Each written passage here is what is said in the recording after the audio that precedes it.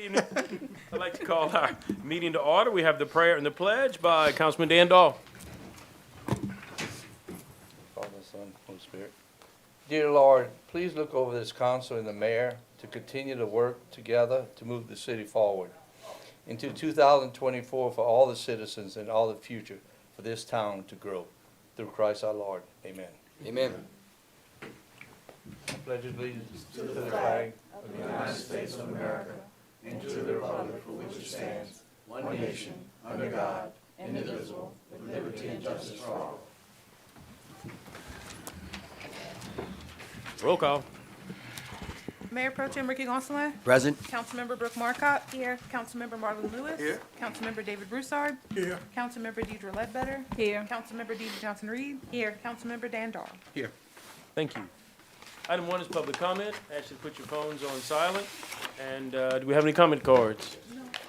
Having no comment cards, we will move on to item 2A.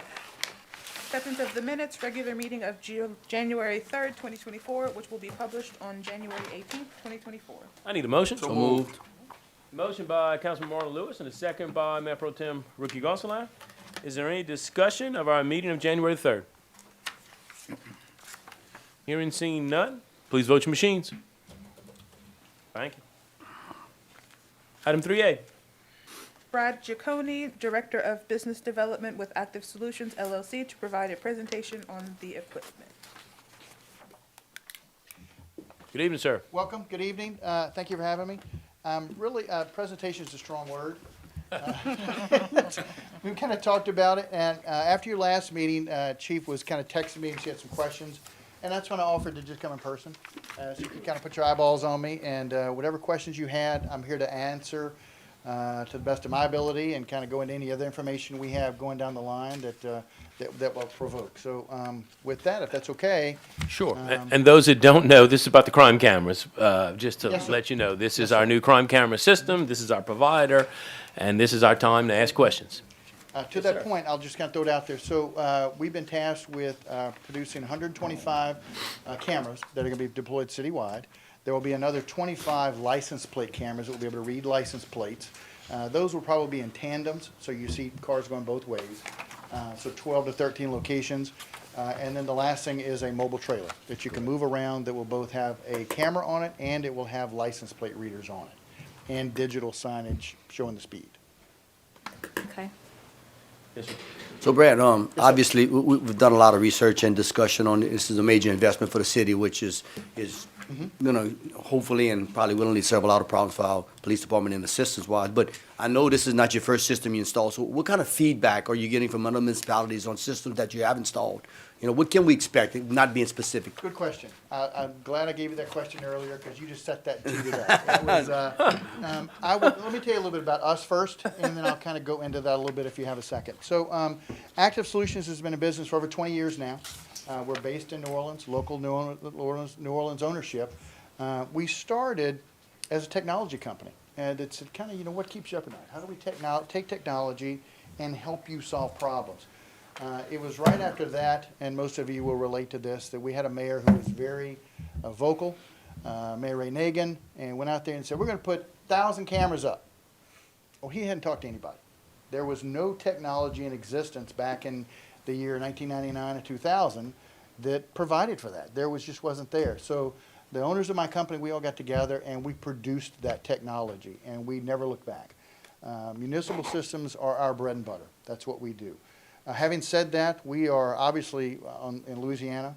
We're in Lafayette, Lake Charles. We do the sheriff's work there, Monroe, Shreveport, Alexandria, do all their work. We're in Baton Rouge, Metairie, Jefferson Parish. So we're all over. The successes we have had, we're not a big company. We're about 20 employees, technicians, guys that build our units. We custom build our units to put in what goes in there, and we'll talk about that in a second. But the success has brought us other places. We are now proliferating in Mississippi. I laugh. I'm one of the largest camera providers in the state of Mississippi, and I don't even have an office there. It's because of what we do. We actually produce cameras that go all over the world. Motorola sells our cameras wherever they go. We ride their coattails, and so they sell those. The successes that we know is it is a force multiplier. It puts cameras in places where you need to see things. It provides unintimidatable evidence when it sees something. It's an officer you don't have to pay a salary, pay workers' comp, give a gun to. He's not going to call in sick. It does what it does. And so to that effect, what we know is that it's a good financial decision when we go that way. With the cameras themselves, we know that it affects crime. In areas we go, and I'll give you the most recent. So we do all the work in the city of Jackson, Mississippi. Jackson's a huge geographical area. We put 25 cameras up in South Jackson. It was under a grant that they had, and we were able to put some cameras up. Over a 6 to 8 week period, crime dropped 71%. Calls for service went from 1,700 to under 700 per day. There's still a lot of stuff going on. What happens inevitably is the crime moves. People that are intent on up to no good are going to go just take that business elsewhere. And when they do, you just have to react. Because of the number of cameras you're providing and the locations, you're going to have a presence that says, you know what, I'm going to take my business maybe to the next city. I always laugh. We do the work in Tupelo, Mississippi, home of Elvis. And the mayor for Columbus was at a meeting with us. And we were sitting there talking, and he was talking about, well, Tupelo's getting cameras. And I said, you better start thinking about it, because his problem is about to be your problem. And that's what we know. In Jackson, it was the same thing. The crime moved to certain other neighborhoods, and then you have to backfill and address that. Because of the 125 you're buying, it is a big investment. We take that very seriously. And we want you to get the best result we can, and that's why we're working with the chief and working with the law enforcement, the locations. You know where your crime is. I tell the anecdote, and unfortunately this is being recorded and someone could see it, but New Orleans isn't always known for making the right decisions for the right reasons. When we put the latest round of cameras up for them, we put up 500 cameras. They went to their district commanders, went to the police and said, you know where your crime is. Where do we put these to be successful? And that's exactly what happened. They were successful. Kind of took the politics out of it. But to that point, did I answer your question? I went around the world to get there, but hopefully I answered your question. I think you did a great job. Appreciate it. Thank you. Yes, ma'am. So I was looking at the, I guess, the service agreement, the master services agreement. And I know that there's a new one that was put on the desk today, but, so my questions Yep. may or may not be answered in there. Ask away. Okay. So the first thing is, you say that you have 24 hours a day, 7 days a week support. So how do we contact your team? We give them a phone number. We have a toll-free number, we have other numbers. Worst case, he's gonna have my number. Okay. So what we do is, and a camera can be a number of different problems when it stops working. It can be a power issue. It can be a connectivity issue. How do we get that data somewhere? It's a computer on a pole. Much Right. like your computer at home, sometimes what do we have to do? Turn it off, turn it back on. Right. We can do a lot of that stuff remotely. So 24/7 allows us, if we get a call at 1 o'clock and the chief says, this camera can't go down, we're gonna remote in and do that. If that doesn't work, we'll be here with a truck. And we have a fleet of bucket trucks. So we would go and address that physically on site with that. Okay, so, well, you kind of get into my next question, which was be, what can we expect from a response time? I think it says 24, 48 hours. And No, I think is what 24 that to says. 48 Yes, hours, ma'am. so that's Yeah. actually, okay. Yes. All right, and, And kind of put a caveat, we're gonna try to do it remotely first. So within the first very quick period of time, we're gonna try to do that. If it can't, then within that 24, 48 hours, we'll be here physically putting hands on that unit. okay. So if you need to replace the camera, because it said that you have a replacement loaner system, Mm-hmm. are you replacing with the same camera or with a different So camera? what we're gonna do is have a pool, a loaner pool, that will be the identical cameras, Okay. and they're gonna bring that with them. So if camera goes down out in front of the building here, my guys, if it turns out we remote it in, we can't either connect, we can't figure out what it is, when they get here, they're gonna have that camera with them. Okay, And they'll replace that, and then we'll take that back and bench test it.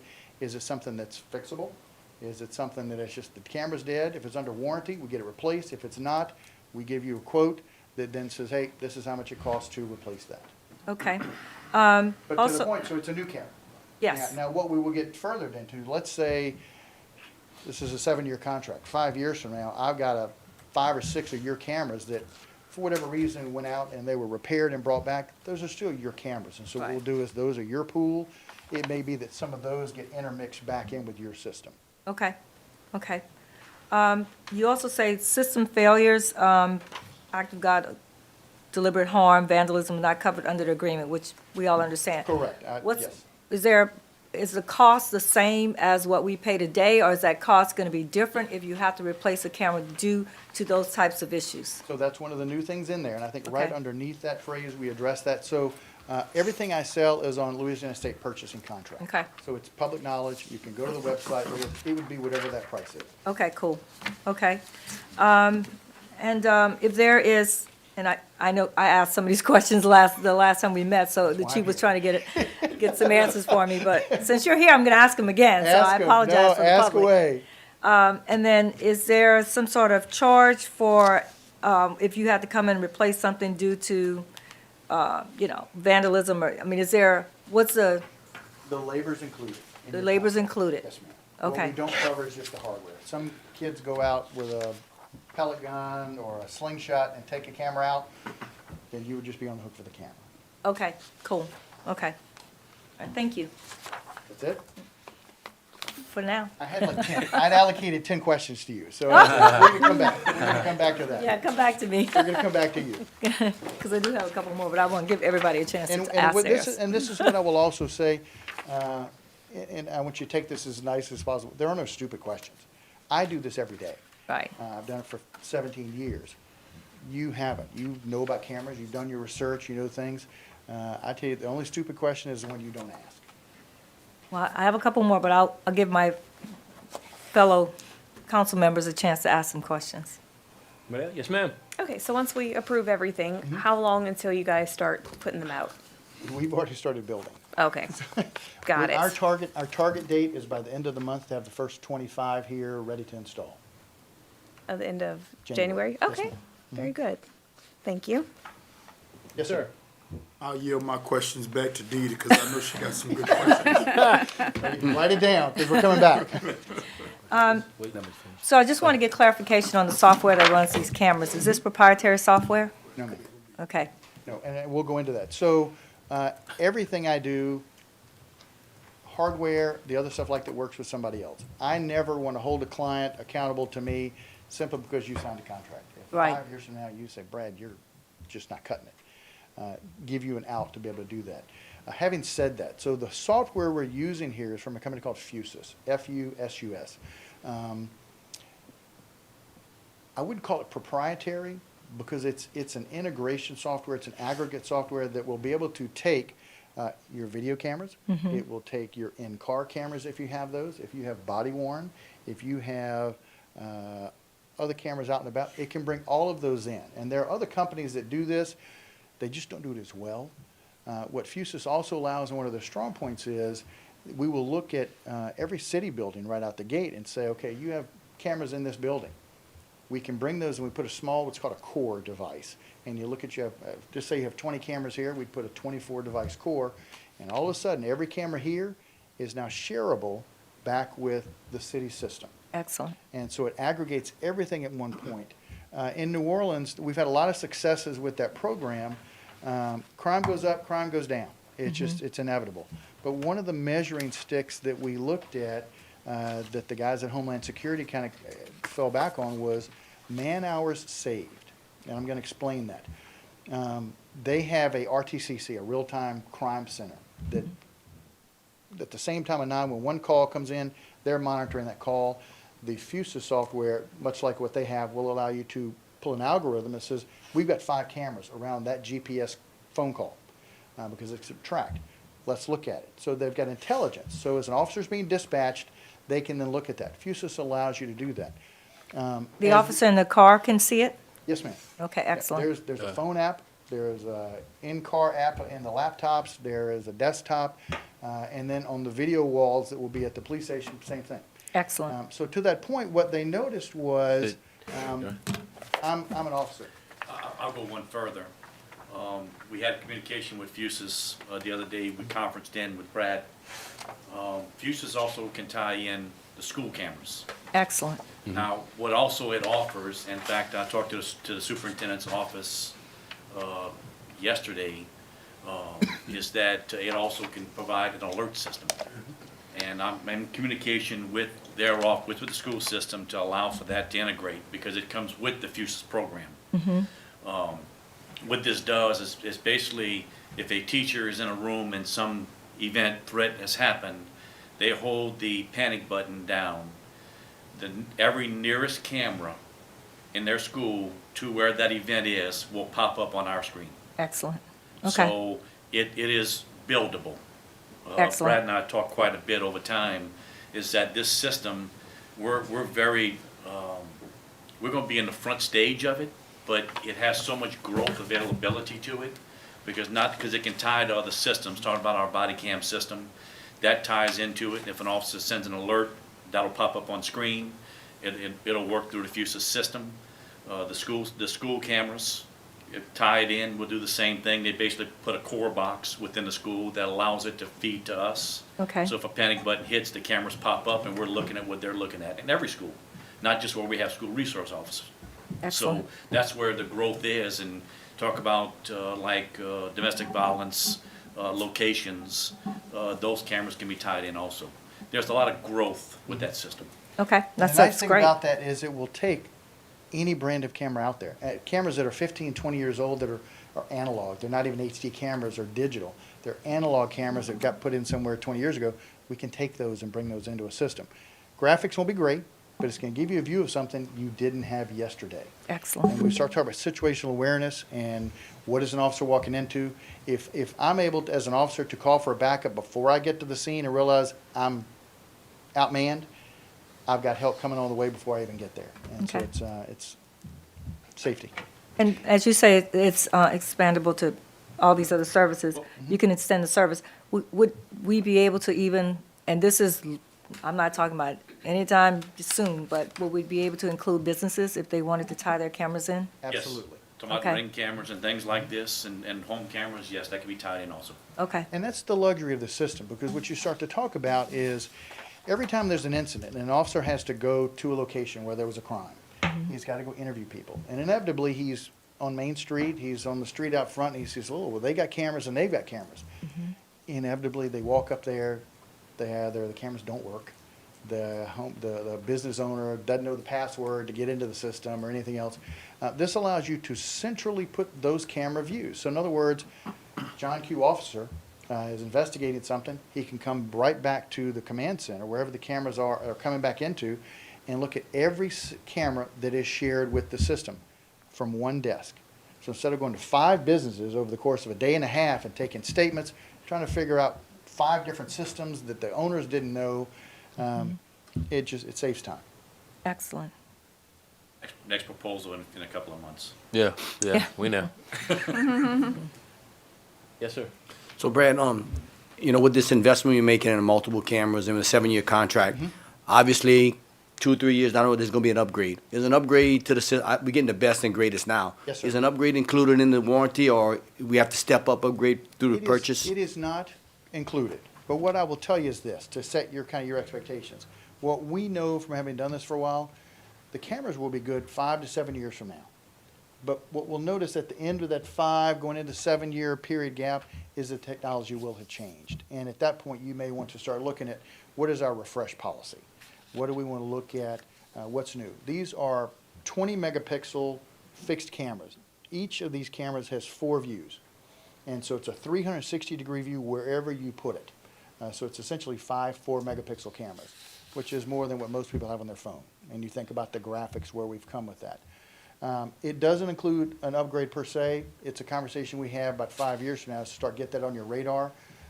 I've got cameras literally all over the world that we put up 10, 15 years ago that still work. As long as you maintain them. Like I said, I go back to something I said to Ms. Reed. This is a computer on a pole.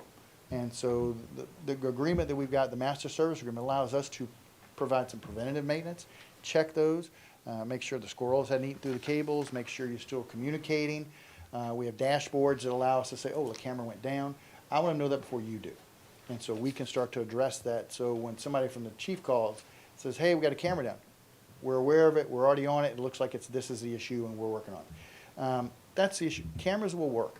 They're going to do what they have to do. It's what happens is the technology. The biggest changes we've seen in technology haven't been so much The camera shrinks. The cameras kind of do what they do. We've gone from 2 megapixels to 4 megapixels to now there's some really high definition cameras that you can put on the other side of town, and it gives you a wide view, but yet I can narrow in and see the name tag on your shirt. Having said that, there's an expense that goes with that. So you kind of, what's the best suited thing there? That's kind of the way we do it. We look at what's there, the technology changes. Is it worth you looking to change out? Most of the time it's not. It's the analytics within the camera, which a lot of the times is a firmware upgrade that comes with your system. You don't pay extra for that. So in other words, with the Fusus system, we'll go back to that. If the Baltimore Police Department says, hey, we've got to have it do this feature, and Fusus goes out there and they get your engineers on it and they change it and they add that to their roster, their menu of sorts, you will be the beneficiary of that. That's just the way they do it. So the technology will change. Your camera will still be good. 5-7 years is what we know is kind of that time frame. We start to look at a refresh. Technology changes every day, every year, but by 5 to 7, it may be something we take a look at. Thank you. And you can do a refresh cycle. Scalable. Yeah. Yes, ma'am. 10 a year, 5 a year, 1 a year. Yeah. It's, the whole system is something that you mentioned is the proprietary question. That's something we always are kind of buyer beware. Because once you buy something proprietary, you're locked into that. You Exactly. can't back out, you're stuck. And if they want to jack up their prices next year on something, you're done. The Yeah. cameras we're using here are made by a company out of Korea called Samsung. We're using a Vigilon, which is built in Texas. But we also sell a company out of Korea, Hanwha, Samsung Hanwha. We have another company, Axis, out of Sweden. We look at what's the best for you and what fits your price point, what's a good camera. We love the cameras that we're using here. It's kind of our bread and butter. It's a 20 megapixel, like I said, 24, 360 fixed. But down the road, let's just say you needed to go a different camera route, we simply just put another camera in there. Okay. Yes, sir. You mentioned about by the end of January, we should have maybe 25 online. Our goal is to get the first 25 here with a crew to start installing. Yes, sir. And And we then go- after that, your timeline is how long before we get the next 100? We're going to do these in batches of 25, and so you get 5 groupings. So we're thinking about every 2 to 3 weeks, we're back here with a group of 25. And then you said when one might go down, do you identify it and then you let the chief and them know that this camera's down, or it's notified to them? How do We get the notification. you get So it? we have health monitoring software, yes, so we monitor that. We're looking at those things. Simultaneously, if somebody in his office sees a camera down and they haven't got notice, they're gonna call. Say, hey, did you know we have a camera down? Where they can say yes or no. If the answer is no, we're gonna get on it and say, Right. okay, what's going on there? Okay. If there's just something we missed. Yes, ma'am. What's the failure rate on these cameras, out-of-box failures? Less than 1%? Excellent. These are very good cameras. I tell you the back of the house secrets when I go into these kind of things. I lose money. Every time I have to roll a truck, I lose money. So I don't select cameras that are gonna put me in that position where I'm up here every couple of weeks replacing cameras, because they just aren't worth their weight. We use very good stuff. A Vigilon is the cameras we're using here. Vigilon's very good line of cameras, fixed cameras, the kind of cameras we're using. They were, in the last couple of years, bought by Motorola. So they're very well funded, they're very well supported, they continue to R&D their stuff. It's very good stuff. Okay. Any other questions? Louis? Good. Let the technology people handle that. It's one of those things, it's knowledge is power.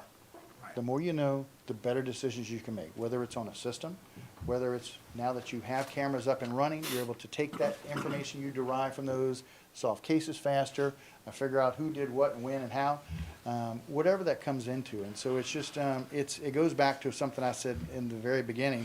How do we take that technology and help you solve problems? Whether it's drugs, whether it's loitering, with traffic accidents, whatever they are, cameras can help with those kind of things and shed light on them as a witness that's can't be intimidated, that doesn't go anywhere, and that 3 years after the incident, when it finally goes to court, they're still around. You know, you save that video footage and it's always there available to use. What I will also say, and I kind of laugh when I said this when Chief was feverishly texting last week, 2 weeks ago when his meeting. We tried to answer as many questions as we could, and that's when I said, look, let me just come. I said, when's the next meeting? I'll show up. We don't mind doing this. We're very proud of the work we do. All modesty aside, we're very good at it. And so it's why we do a lot of work. We get a lot of word of mouth business. I don't advertise a lot, and that's because I don't have to. But to that point, I would tell you, if you have a question, and you didn't ask it here tonight, get my number from the chief, text me, email me, call me, whatever works. We're always here to answer questions. If you think of something, and inevitably, one of you, 30 minutes after I walk out that door tonight, like, dang it, I had a question. So I tell you to follow up, just ask your question. But Ms. Reed, go ahead. Okay, so in the contract itself, I was looking for our right to terminate. I mean, let's say we see an unusual number of out-of-box failures, or, you know, the solution isn't working for us, maybe our service isn't as good as we thought it was gonna be. Right. It doesn't seem like there's a lot of provisions in here for us to terminate based on non-performance or something like that. Let me look at that. Okay. I get that question a lot. And I'm gonna go back to the all modesty aside part, just because it doesn't happen. And so I don't really have to worry about that clause very much. In fairness, let me look at that. Okay. And I'll let Chief know, and if we can strengthen that a little bit to allay any fears you have. Okay. Like I said, the last thing we want is you to feel like you're contractually married to me. Right. Our Okay. goal is not to come in here and sell you 125 cameras and never see you again. My goal is that 5 years from now, 7 years from now, we're refreshing, we're adding more license plate cameras. We're doing those kinds of things. If I don't treat you well, I'm the last guy you're gonna call. And I'm the Right. last guy, what's the old adage? Good news travels slow, bad news travels awfully fast. Yeah. You're not gonna tell your neighboring cities to use us. Right. And that's what we want. Yeah. We love Louisiana. Again, we're based in New Orleans. I do work all over the world, and I gotta tell you, staying home is a nicer thing. Right. And so to that point, like I said, we just don't get that a lot. Okay. When we do have problems, and it's normally not a hardware issue, every camera needs two things. It needs power, and it needs connectivity, or some way that I get that video from that camera to where you need to see it. Right. That is typically the biggest breakdown we see. Okay. It's not the camera, it's that transmission connection, yeah. process. And in this process, we're using cellular through T-Mobile. We're going on, I think the mayor's working with Clico to define where we're gonna be on what poles or whatever else. The biggest question mark is that cellular, and we'll know that very quickly. One of the other things about the FUSA system, and we had this in Jackson, C-Spire is the main carrier in Mississippi. They're based in Jackson. They have a state contract, so most of the law enforcement guys use C-Spire. The problem is their infrastructure could not keep up with all the build-outs of phones or whatever else, and then we had video on top of that that's out there streaming 24/7. Right. 4 cameras at every location, so it became overwhelming. The Fusus core provides a compression to that pipe, so to speak. So in other words, we're streaming data like this, but if I could compress it like this, now it's much easier, it's much Faster. less, and I'm not taking your network to its knees in the process. The Fusus cores allow us to do that as well. So that's something we built into this that we want to look at, the Fusus being a vital part of this system, so we can avoid some of those transmission problems. So my last question is, can you just explain the two different types of packages that we have, the gold versus the platinum? And what's the difference between the two? There's no difference in the service. It's simply a Okay. state contract wording, the way Okay. they make us do it. One gives you a certain number of years, and the next one gives you a certain number of years after that. That's all Okay. it does. The state contract requires me to be pretty definitive on how I describe things, and so there's no ambiguity, and so we have to kind of tack those on as I can't bundle them in one, or I give you 2 of one. We just do the 2, and it got you to the 7 years. Okay, all right. Well, thank you. I appreciate all your answers. I just have a comment, Yes, sir. and it's for everybody.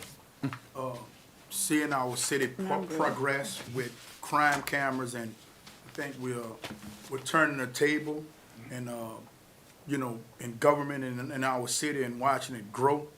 And these cameras is a great move, and the public needs to know. We have some other cameras going on too, but the public needs to know there are cameras, but Right. they don't need to know where they at. Right. They'll know. Right. And you're gonna get requests for that. There's gonna We're be, gonna get requests. there's people in this room that are gonna give you a a request for where are your cameras? And Right. by law, at some point, you gotta give it to them. It's just, you don't wanna just hand that out, because they're there for a reason. Right. One of the stories I'll tell, and unless Ms. Reed comes with another question, this will be the last thing I say. And I'm welcoming to the questions. But I'm just gonna say this, in New Orleans, serious crime problems, particularly back in early 2000s, even maybe more so worse, the drug problem than it is now. In New Orleans, we're very unique in that many neighborhoods surround little garden areas, little playgrounds, these little courtyards around, and it's a wonderful feature. But what had happened is that crimes and drug element had come into those neighborhoods. And so you didn't see children playing in the playground. You didn't see people hanging out on the porch. You didn't see neighbors being neighborly. There was an intimidation to just walk out on the street. And the problem is when that happens, people don't reinvest. They don't paint their house. They don't, the little grocery store at the corner doesn't stay in business very long. You start to see a deterioration of the neighborhood. When cameras would go up and there was a particular neighborhood where there was a particular drug dealer who was using kids as couriers, and they'd get out of school and he'd hand each of them a little packet of something, and if I wanted to buy something, I'd go to him, give him my money, and he'd point to a kid and say, go to that kid, and that's where the transaction was at. They could never catch him. They could never get enough on him to put him in jail and put him away. We put a camera diagonally on each side of that little courtyard, so I could see the whole courtyard, everything that went on. And NOPD sat there and watched one unfurl live, and went in, rolled cars, arrested the guy. The camera showed where he had thrown a gun, where the drugs had been thrown, everything. Built a case around that, because now I've got indisputable evidence. What we noticed after that was children playing in the neighborhoods, at the playground. People starting to revitalize that neighborhood, paint their houses, hang out on the porch, grilling out in the street, whatever it was. The problem is, that was a success story, or oftentimes than not, that neighborhood never comes back because it had that reputation. So the cities we go into, and when they start to talk about nipping this in the bud, when they start to see it, those are the successful stories. One last story while she's formulating her last question. No, I and don't have any more. It's Starkville, Mississippi. I do the cameras for them. Mississippi State's got all the money in the world. They can buy whatever they want, and they do. City of Starkville, once a student left that campus, was now under the protection of the City of Starkville Police Department, and they're not very big, and they don't have a lot of money. So they've been talking forever about getting a camera, trying to start a system, and we always tell you, camera system starts with one. Doesn't take 5,000. One camera starts a system. They had an incident at a brand-new renovated park, and they had a splash pad that some kids had gone and vandalized a brick bathroom, had broken open the wall, and really just messed it up. The mayor called. It was 10 o'clock at night. She said, we've been talking about this, and we're ready. This is what happened. How quickly can you get something up here? I had a demo camera. We had a truck up there the next day, and we put it up there. Ancillary to the playground was also that there was a 7-Eleven across the street where a lot of people like to hang out and loiter and conduct probably some illegal activities. That didn't happen again. And so what they started to do was they saw the benefit, and so now they'll add 1 here, 5 there, 10 there. But again, it's nipping it in the bud before it happens. My impression in Iberia is you don't have a serious crime problem, but you don't want to get there.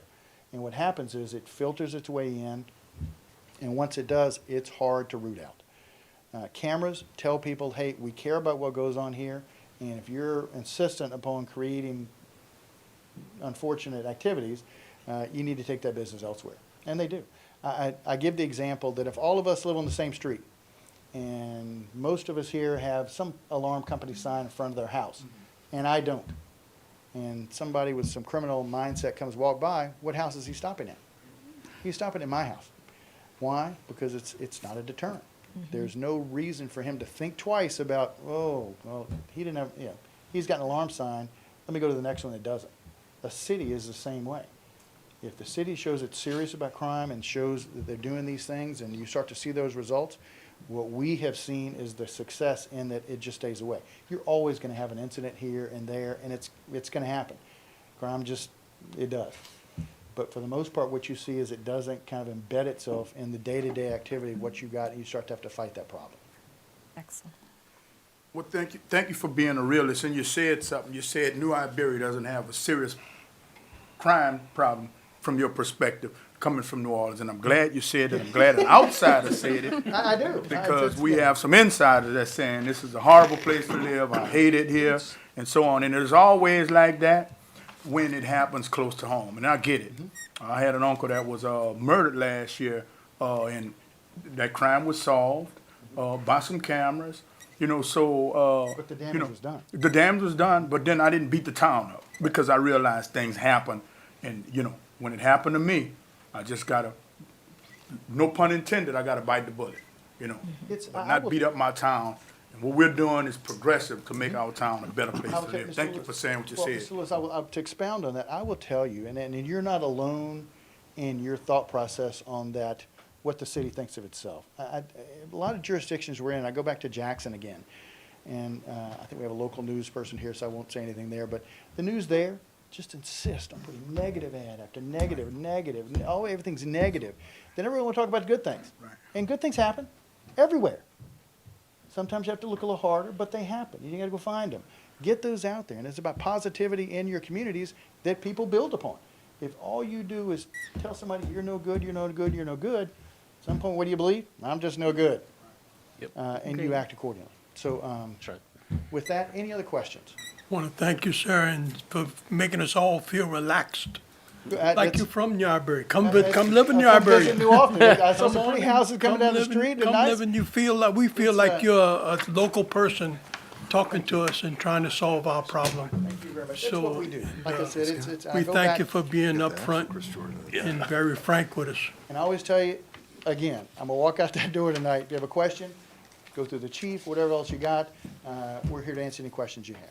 And I'm gonna go back through that, look at that non-performance. And Okay. just see what that language looks like, see if we can beef that up a little bit. It shows you a way to be able to get out. I don't want you married to me if you don't want to be married. Okay, And sounds so we good. need to provide an out for that. All right, simple enough, Thank you. all right? Everybody good? Thank Good. you, sir, very much. Appreciate Thank you all it. very much. Thank you.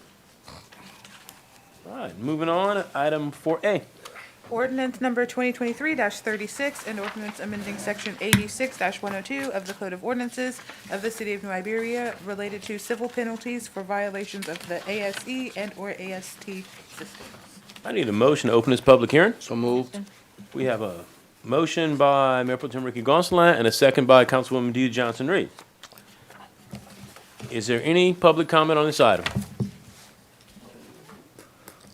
Hearing, seeing none, I need a motion to close. Motion. Second. Motion by Councilman David Broussard and a second by Councilwoman Brooke Marcotte. Thank y'all.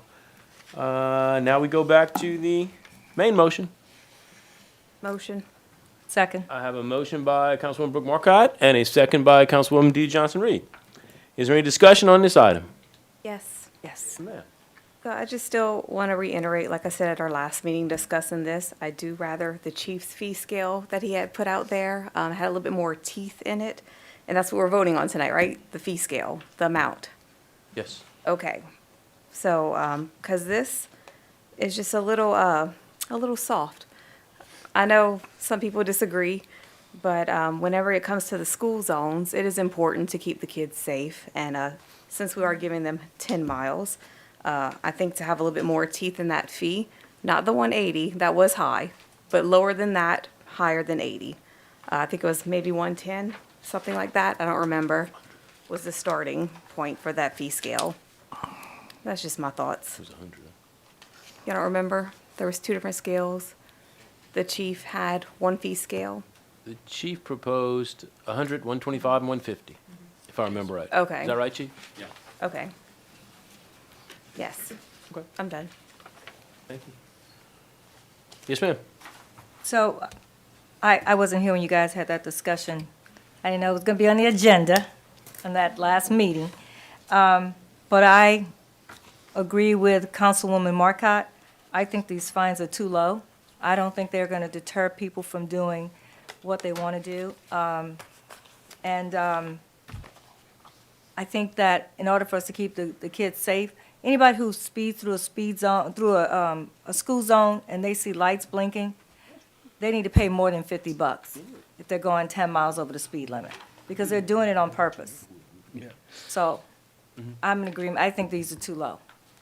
It's not a deterrent. Yes, sir. Actually, and I said this last meeting, I think the grace is too low. I don't wanna get into the money part of it, because when we talk about money grab, I've been a barber for 31 years, and I grab cash money every day. If I grab $1, I'm grabbing money. If I grab $100, I'm grabbing money. So when we talk about a money grab, we have to specify the amount. We're gonna grab some money, but we're gonna not grab a lot of money. So if we're gonna grab some money, let's make sure we don't grab too much money. You follow me? But the purpose wasn't never for a money grab, it was to slow people down. Right. Right? Because we never talked about money. Since it's not a money grab and we're trying to slow them down, why are we doing 10 miles over the speed limit in a school zone? Right. I do not understand that. For the life of me, I called 3 or 4 police officers that I know today before I came in, because I make no decisions by myself in this position. And all of them was like, that's too high for a school zone. Because now we're giving grace in a safe zone. Let's give grace in a gun-free zone, right? Let's give grace in a drug-free zone, right? Those are all safe zones. Why are we giving grace in a school zone? That's what I cannot get over. Agreed. You know what I learned about, what I love this job, but what I hate about this job, you can't be smart and have a heart. I'm smart and I have a heart, so I care about these people's money. You follow me? But I understand business and money, because I've been doing it 31 years. I understand penalties and fines. I know about that too. But I also understand when you put something in place to stop a child, when you put something in place to stop a child from being bad, you can't take it up and say, well, you can go a little further. You can't do that. And we're talking about adults that we have been trained, because I'm trained. I didn't grow up with a car. And I got trained. Most people in the city who productive and got children, got 3 jobs and all that in the house, they got cars in high school. I didn't have none. But before I learned how to drive good, I learned where to slow down at. Period. And if I can't slow down in the school zone, then I don't care. I don't care. I don't care. And that's what I'm against. I'm against that 10 miles over. And I don't know anything about speed, but I know all my life, every ticket I got, it was over 5 miles. I never got a ticket, I asked some people today about the speed limit, and they told me it's illegal over 1 mile, really, but they give you a 5-mile grace. I've never heard a 10-mile grace. But if there is such a thing as a 10-mile grace, not in a school zone, either we, and I've thought about all this today. Sometimes I think about all kind of stuff. I say, no, I ain't gonna say that. I say, I'm gonna say everything I thought. Well, let's just take the cameras up then. Let's just take them up. Now we ain't grabbing money, and we back to normal. So that's my thoughts. I'm done. Thank you, sir. Mayor, Yes, ma'am. those are my thoughts also. I don't see why have the cameras there if you're gonna allow the people to drive with the normal speed is in the area to begin with. In the school zone, it's 10 miles slower than the area that surrounds it. So if you're giving them the 10 miles over, that's the regular speed in the general area. So they can just do whatever, the same speed all the way through. So why have the camera there? Which is exactly what Councilman Lewis said. We're defeating our purpose in that because you're not making them slow down. You're just making them go the speed limit they should be doing before they get to the speed zone. And they're going faster because they actually probably slow down a little bit. So I have a real problem with that. The fee, I went along with the fees last time only because they had a fee for the 1 to 10 miles over. But if we're not going to enforce it, why put them there at all? Because they're not, evidently, you don't want to slow anybody down to what it should be. And that's all I have to say about that right now. think Ricky had asked me. Okay. Go ahead, sir. You know, I think, I hear the comments from my colleagues, and all well taken, but I think we're nitpicking at a system that needs to be, we're saying it needs to be adjusted. I mean, from 80 to 110, that's $30. Is that gonna make a real difference on the ticket holder? Probably not, possibly so. Is 10 mile an hour gonna make a real difference on the ticket holder? Maybe, maybe not.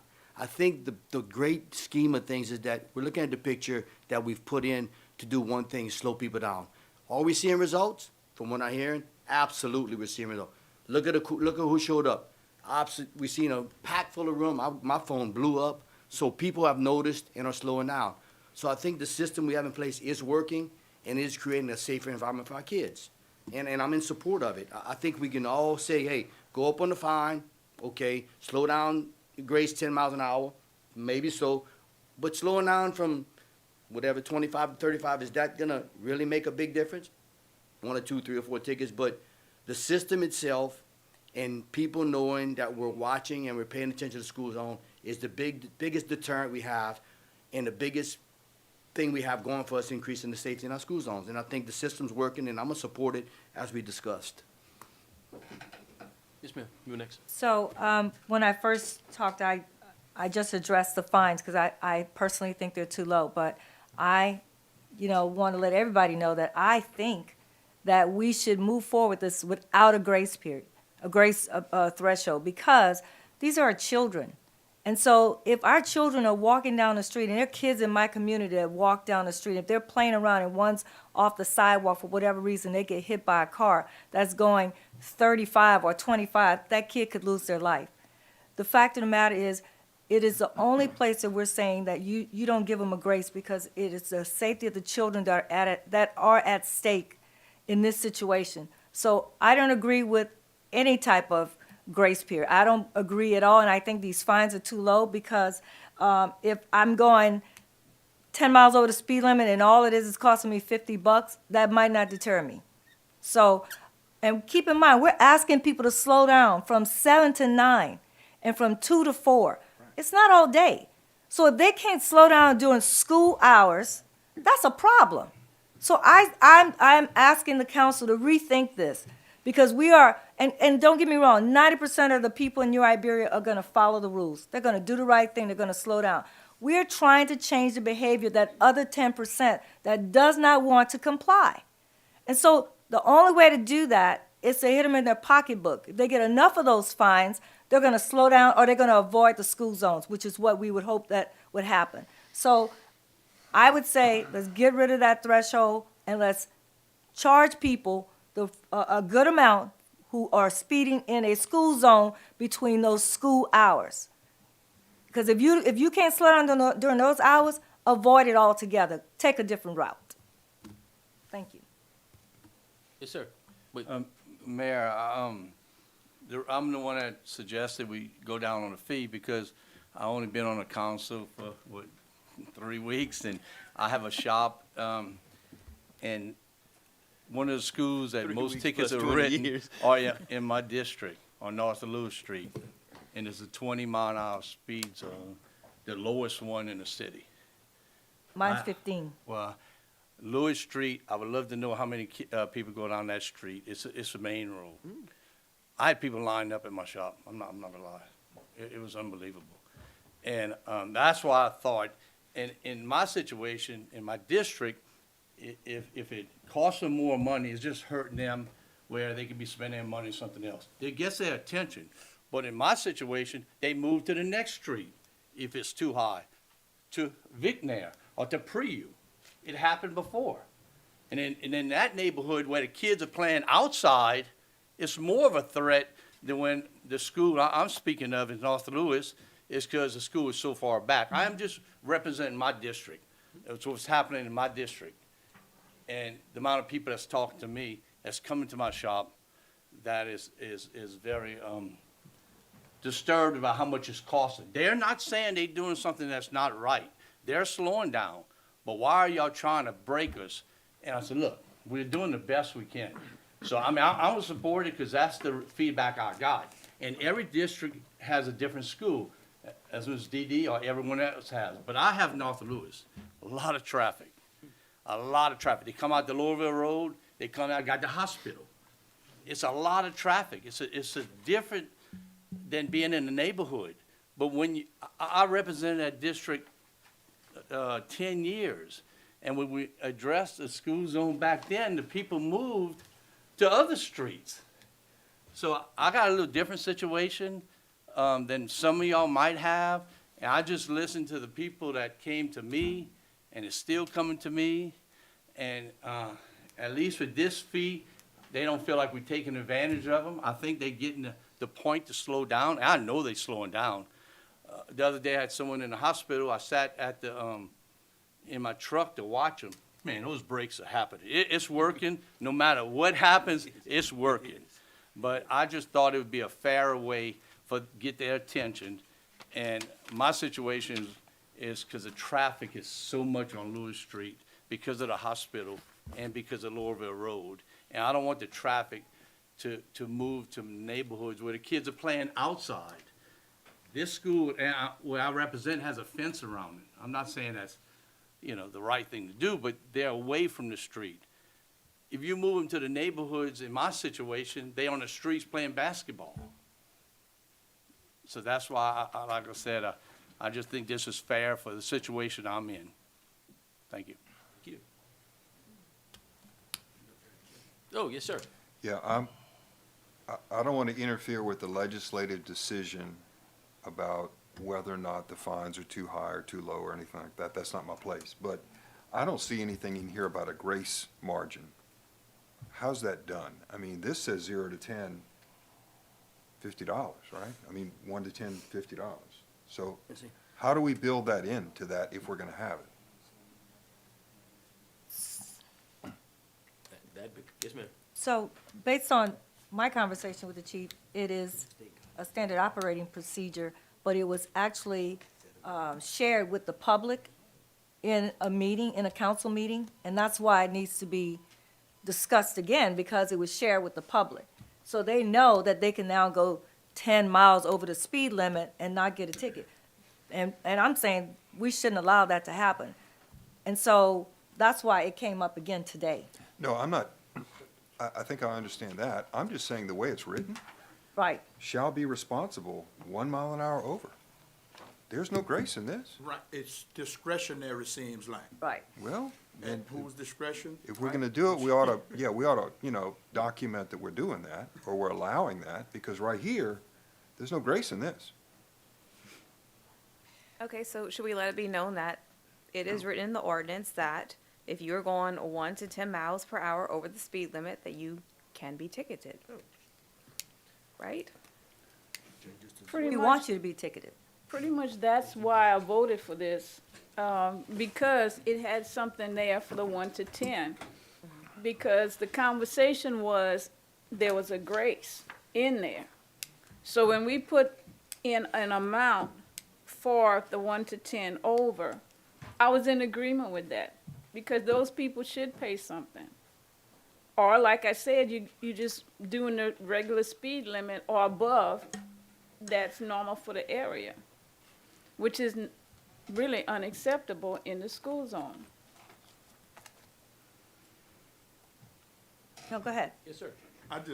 All my kids went to North Louis.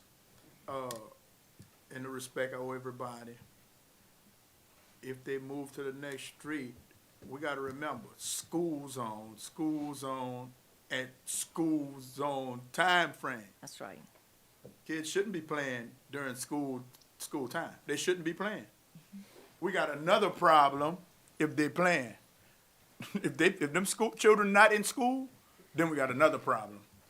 So I understand that crime moves. Our camera guy talked about crime moving. That's what happens. They'll move. They're speeding, but they're not speeding for sport. They're speeding for convenience. That's right. They're not speeding for sport. Oh, then I can't speed on Lewis. Let me go speed on Vic now. They're speeding for convenience. They're not speeding for sport. And it's like you said, Councilman Reed. It's only a few Right, that just don't care. that's right. It's just like the people that park over the yellow line in the parking lot, so nobody hit their expensive car. And you ain't got nowhere else to park. Yep. Buy a hoopty, so go to Walmart. If you're that rich, buy a hoopty to go to Walmart so we don't hit Exactly. your car. Exactly. Take up 2 spots at the concert that I'm trying to get into. That's right. You know, it's all about convenience. People break rules a lot for convenience.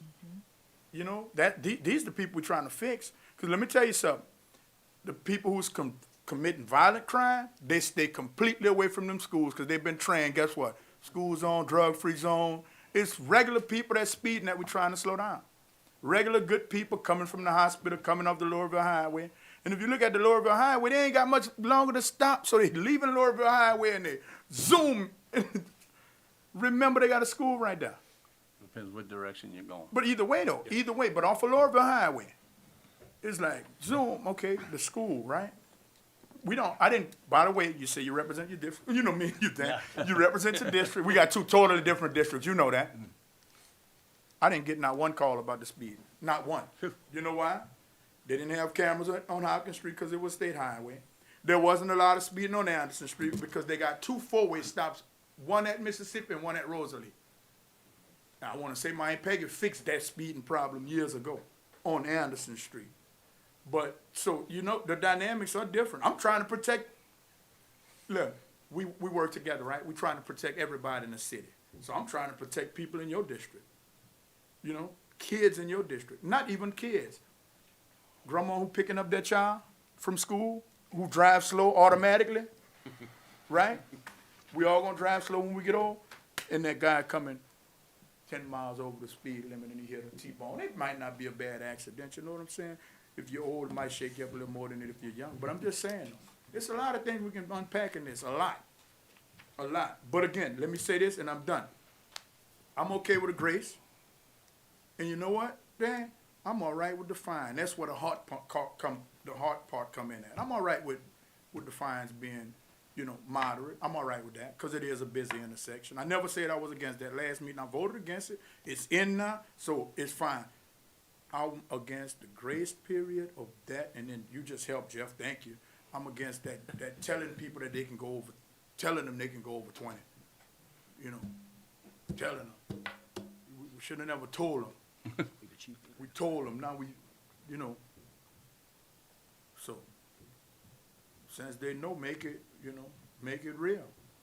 But I'm all right with the price, you brought it up, I'm all right with that, you know, because it's not a money grab. That's the money grab part. I'm all right with the price going down. And I do think that 50, 30, 40, I went up $5 on my hair because people got their attention. I got their attention, you know. A lot of them didn't like it, some of them left. But I was starving at where I was at. That was a money grab for my business. Right here is not a money grab. We're trying to get people attention to slow down. And I think coming out your, watch this. When people come pay me for a service, they pay me because I done added another service into the haircut and I'm not getting paid for it. Right here, if you speeding, you paying to sport drive. You follow me? But you're really not. You're paying to slow down. Slow down. So people hate coming out their pocket for nothing. I ain't getting nothing for this. You know what we say when we pay a ticket? Man, I ain't getting nothing. But that was some wasted money right there. I ain't getting nothing for this. So, I'm all right with your price deal. You know, I'm just kind of not all right with that grace thing. But again, I found out it's an unwritten rule. That's the problem. It's an unwritten rule, and now it's out in the public. So how do we fix that, smart people? No grace. Whatever, it is working. Okay? It's working, absolutely. It's working. It's working. People are slowing down. And By far, I can't speak for everyone. I'm just speaking for my district on this item, and I want every school district to be protected, okay? It just happened to be that the one that I represent in my district has a lot of people, and it was one of the first of few zones that was put up. And I mean lined up in office, okay? And I've been representing that district prior to this for many years, and I don't want any kid to get hurt. I don't ever remember when North Louis was closer to the street, it was closer. They built a new school and it's farther back with a fence around it. Like Hopkins. Even back then, no one that I know ever got hurt, and I don't want no one to get hurt. No, we don't want that. I think in this situation, they protected more. and I hope they are. So I just have a little different situation of this one. Now, I'm not representing Pesson, I'm not representing the one on Hopkins that right now you don't have a camera there yet, so you don't have that feedback yet. Yeah. But I understand that. We all have our own little reason why we do what we do. I'm just doing it because of my feedback, you know. And it's amazing how many people that does not live in my district that goes down that street that came to my office. It's just amazing, you know. But at the end of the day, it's about the kids. It's not about the money. Sure. And I think with this fee, it does kind of hit them in the pocketbook. It does catch their attention. And it's working. We can't say it's not working. It's working. I'm just getting, I think, more than some of y'all because of where my district represents at this point. You know, maybe later on, y'all might get a little better feedback when y'all have the cameras in those areas. I appreciate everything, dude. But most people in here that night was from Jefferson Terrace. 80% of them, 90% was from Jefferson Terrace. 90% of them. Well, the ones that called me. Yeah, I'm just saying. Yeah, I understand that. They'd already been to see Dan. Yeah, already. That's pretty funny. Mr. Broussard, you had your hand up. Waiting patiently. Oh, one more thing. Yeah. A school bus driver. I asked him, I said, what you think about that, man? Help me. You drove the school bus 30 years. He said, man, they need to slow down, man. It's a school zone, man. They shouldn't have no grades down. Slow down, 20 miles, right there. But Thank you. Mr. Broussard? what we came for tonight is reduce the price of the fine, which we're doing. That'll help the people. I think the fine was too high. We're catching their attention one way or the other. It's not just for the school area. It's for the whole darn city. I'm retired now. I go a lot slower than I used to do to go to A to B and go where I'm going. So it slowed me down a lot just to catch my attention. And Mr. Mayor, I told you it's going to come up at a special meeting or what? Crosswalks. At senior high mostly. Crosswalk on Dale, right at Dale. We see other towns, we get that big crosswalk, it's marked like crazy. You better watch that pedestrian trying to cross. And have them all kind of places. We need the crosswalk to save lives too now. A lot of Hopkins, a lot of little elementaries don't have a lot of kids walking to school. But some have. And I say all schools, we need to mark the crosswalks at every school. Anyway, and if we need to take a person some kind of way to help those kids cross, like they did at North Lewis, they always had a person that the janitor and all that was there to walk them across. You know, it's safety. So in a big way, that's something we have to cover a little later. But yeah, it straightened me out, and I think it straightened a lot of people out. These cameras right here for these speed zones. And we're only trying to save lives of the kids mostly. And I drove that school bus I told you that 3 times, and I'll tell it 4 times. I watched every day for 7 years on Jefferson Terrace. 80 to 100 kids from Amador to Dale Street want to cross to go to Amador, want to go to Walmart to get their mama's car. Instead of waiting in the car line, they go in mama's car, or they're walking home on Dale Street to Ann Street. That's right. 80 to 100 kids, and when one crosses, 10's right behind them. I could have run over so many kids, it's unreal. That's why I'm so much involved in this right here a little bit. And it's free of charge. We don't have to pay a penny. Let's all watch what we're doing and make it to your retirement time and slow it down. Thank you, sir. Let's see. I know you both had your hands up. I think Councilman D. Johnson-Reed had hers up. So. She did. Okay, great. So first of all, Mr. Broussard, the mayor and I have been working with the Acadiana Planning Commission, and we're going to get some, not only the crosswalks, but the pedestrian heads at Lewis and Dale and I think Center and Dale. So all of that area, you should see that come up. The state's kind of slow, so I can't give you a date. When we But put we new did get that. sidewalks, we encourage, we spend hundreds of thousands of dollars on sidewalks, we encourage people to Exactly. walk, So, yeah, so that's why we That is started more. working with the the Acadiana Planning Commission, is because once we put the sidewalks in, like, whoa, wait a minute, there's no pedestrian heads so that people can can cross the street safely. So that is coming. But second of all, and the reason why I say we shouldn't be reducing these fines, because what we're trying to do is stop people from breaking the law. So why are we worried about the money in their pocket when they're breaking the law? We don't do that for people who smoking weed. We don't say, oh, let me give them a cheaper fine. Or for any of these other little crimes that people commit.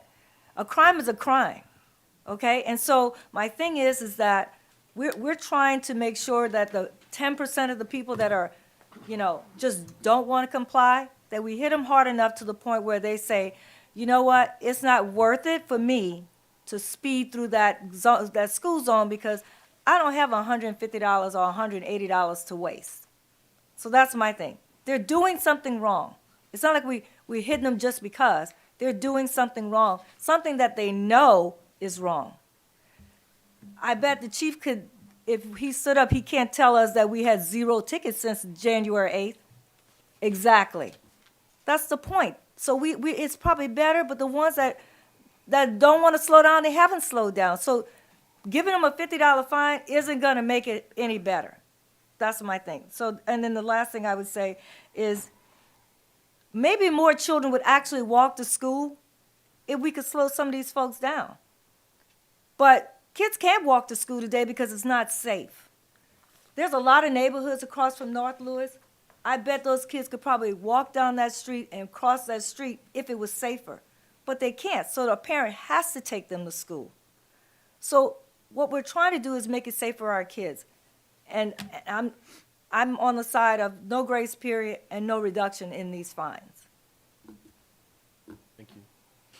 Yes, ma'am. My Ma'am. question is, what happens when you get the second ticket, the third ticket, the fourth ticket? The fines are gonna stay the same, or are they gonna go up? Or every time you go between 1 and 10, it's gonna be $50 each time, or is it gonna go higher? They stay the same. They stay the same? Yes, ma'am.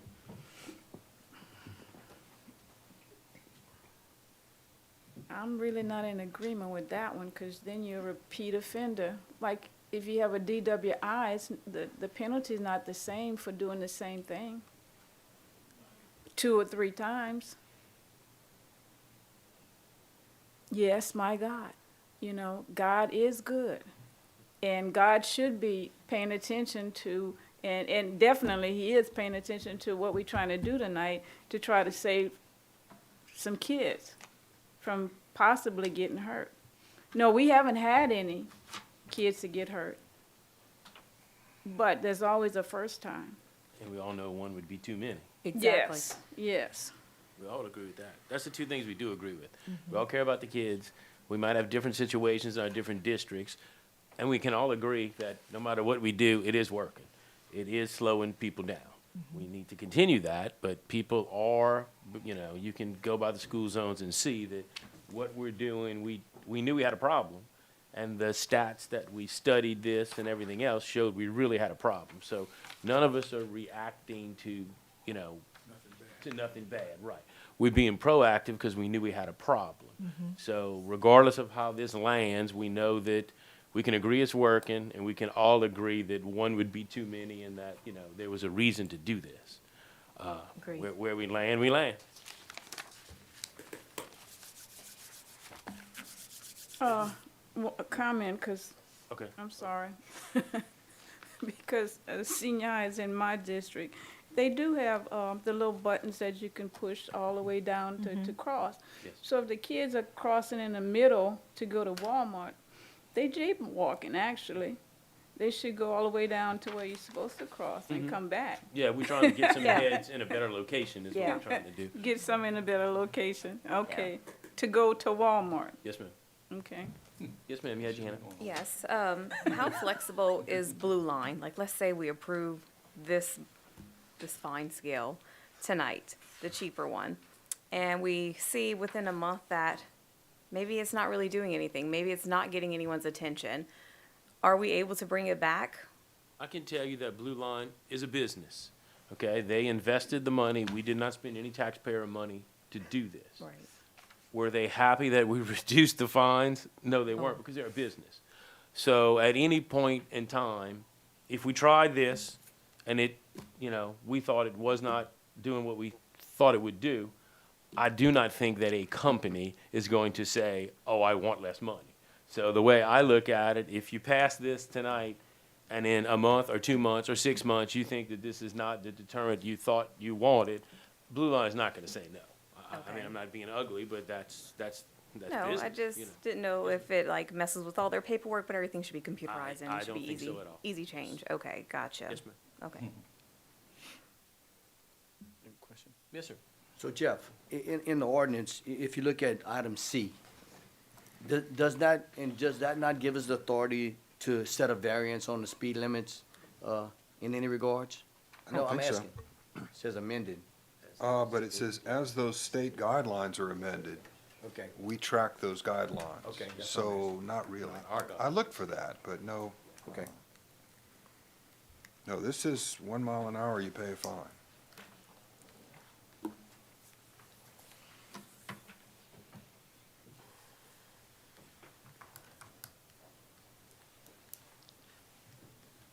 Really, it should be one price for going over.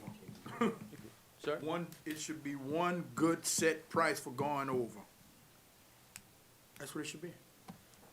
Get it in their head. People be like, man, I ain't going out there. I ain't paying that $150 or whatever it's gonna be, or $130 or $110, whatever it's gonna be.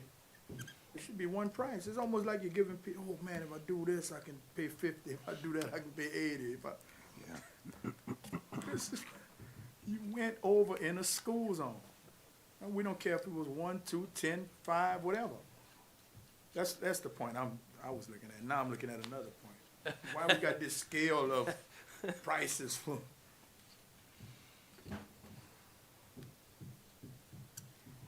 Call for the claim. It's almost like this type of person pay 50, this one pay 80, and this type pay this. That's what it looked like. I don't know, maybe I'm thinking too much, but. Maybe we should vote on it. Well, I mean, that's always a possibility. That's why we're here. Sometime we will. We're voting on the prices, right? Yes. In front of us. What's in front of us is to Right. vote of the prices. So, oh, I'm sorry, you had your hand up. Yeah, my thing was, this is the school zone, but if the person is driving at any of these over the speed limit in the school zone, how fast are they actually going in the area once they bypass the school zone? Can you wrap your head around that? That could work. A speeding person in the school zone, then they're gonna increase their speed when they get out of the school zone anyway, which will be 20, 30 miles over what it should be to begin with. That's the problem that we have in all over town. Our police officers really don't have time to say give tickets, but they could give a lot of tickets every day if that were a priority, which I'm not saying it should be. But, people in town really need to learn that you should drive the speed limit. And especially in the school zone. And these little, whatever is gonna be the amount that we vote on, hopefully it's gonna be a deterrent. I think it should be more, but Chief, good evening. Good evening. Well, one thing that, and I think it's been spoke a couple times by a few different members of the council, that this is a starting point. Right. Like anything else, and you asked about, can things change over a period, yes, it can. One thing that Blue Line works on is ordinances, basically your law. Whatever you set as fine amounts, if you feel it doesn't work, what I do is I send them a copy of the next ordinance, if it's needed, to let them know what the changes are. And those changes, when it comes to fine amounts, can be adjusted by this council, which obviously makes law. So that can be changed at any time that you feel that it's not working to slow people down of what the problem was when we addressed this, when I addressed this before the council. Like any threshold point that we have in the city, those threshold points, if we feel, or if public safety dictates that the miles per hour that people are speeding or that threshold point is not effective in slowing people down to a point of keeping people safe in whatever area it is. School zones obviously is our priority. That can be changed. You know, we look at a point of a starting point. You know, and whenever we introduced this, I know that we were here when a lot of people showed up and brought a lot of different, we call it controversy or their own issues with the system itself, was a starting point to get people's attention that this was going to be in effect with the passage by the council to allow for enforcement to be made with a third-party system to be built into our city and school zones. We started with 3 schools. Obviously, DOTD dictates those right-of-ways on other school zones. This was a starting point, a threshold point that utilized, and I know that Councilman mentioned they spoke to other unwritten, you know, thresholds of other people. Do you see state policing or the agency writing for 1 mile over the speed limit? Of course you don't.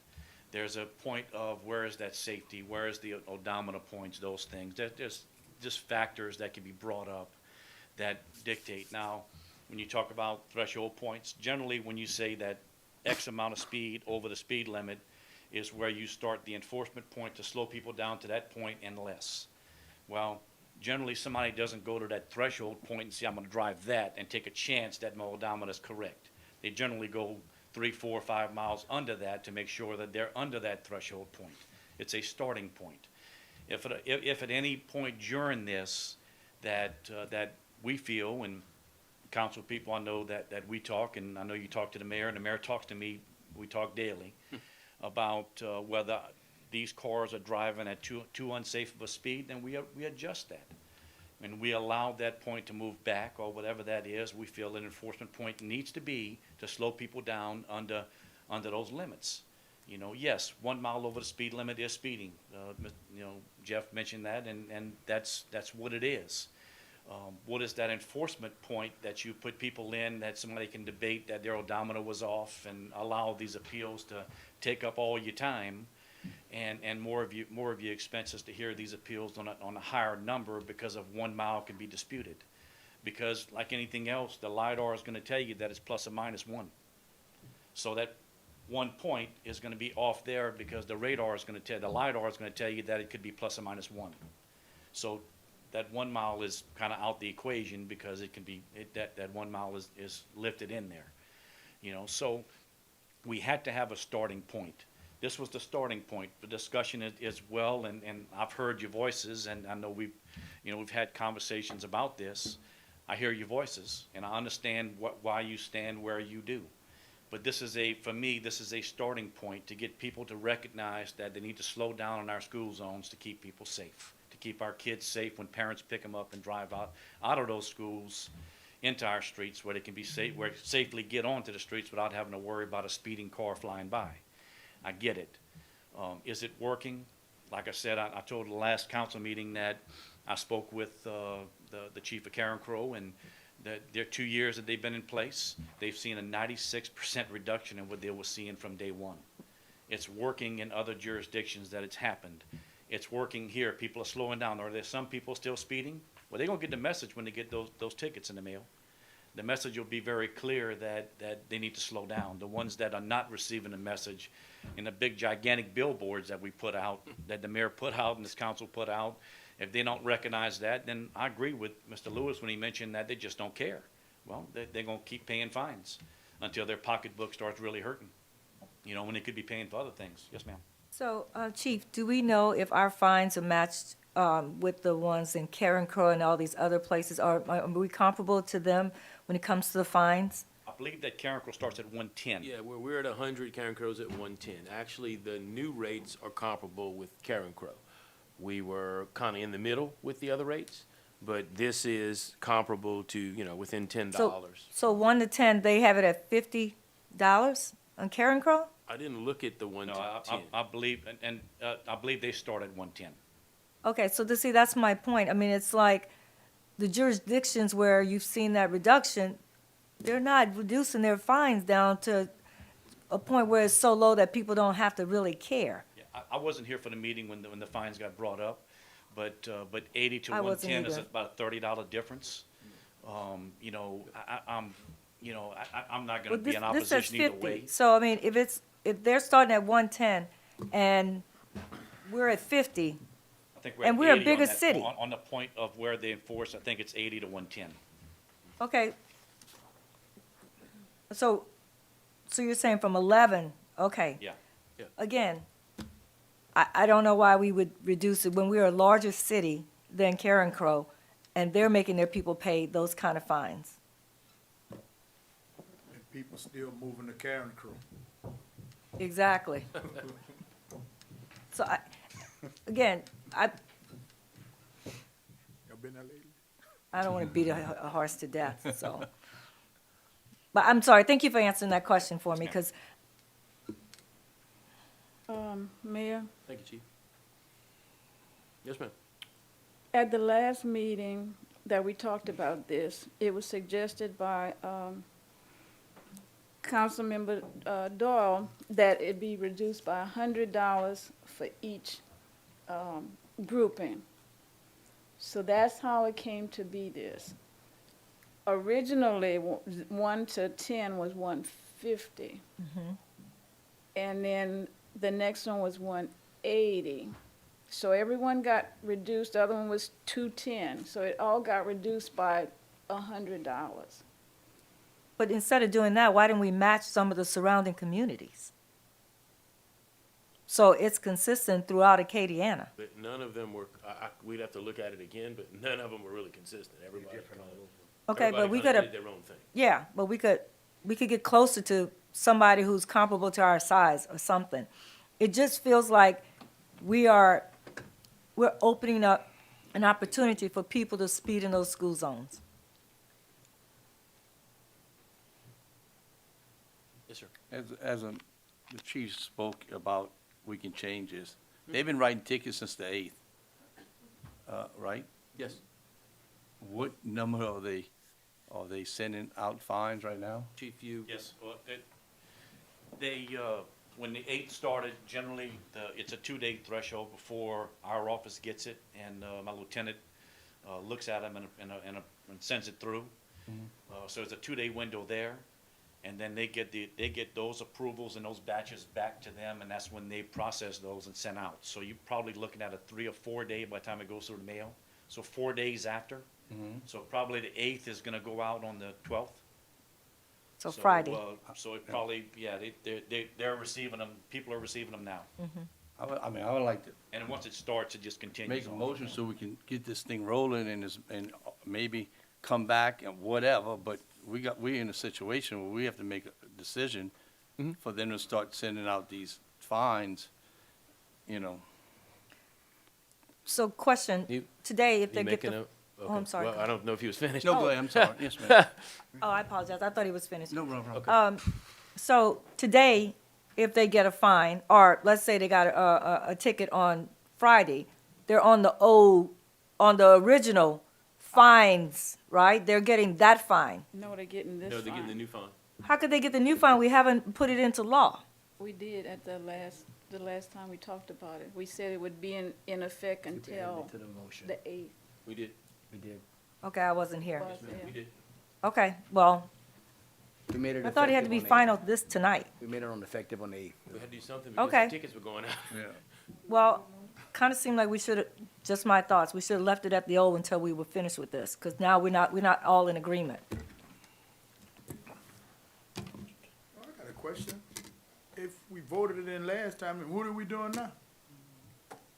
We just started the ball rolling last time because we knew that fines were starting on the 8th. Whatever we do tonight, you know, we can adjust however we have to, but I did have an aha moment, Dan. We do have to have something to put in place to work with. Because we can't wait another 2 weeks to start finding people. Which, as you said, we're already finding think them it's a this gun. right here. So at this point, it will be a matter of if we're gonna change, somebody make a motion to change this to whatever they got in there. Right? Vote on it and go by the original one if it doesn't pass. Yeah, I mean, it seems like if we should have stuck with the original until it actually passed. And I wasn't here, so, far be it for me to question you guys, but I'm just stating what I think. I was all right with the reduction, but not that much, Right. not $100 each one. All right.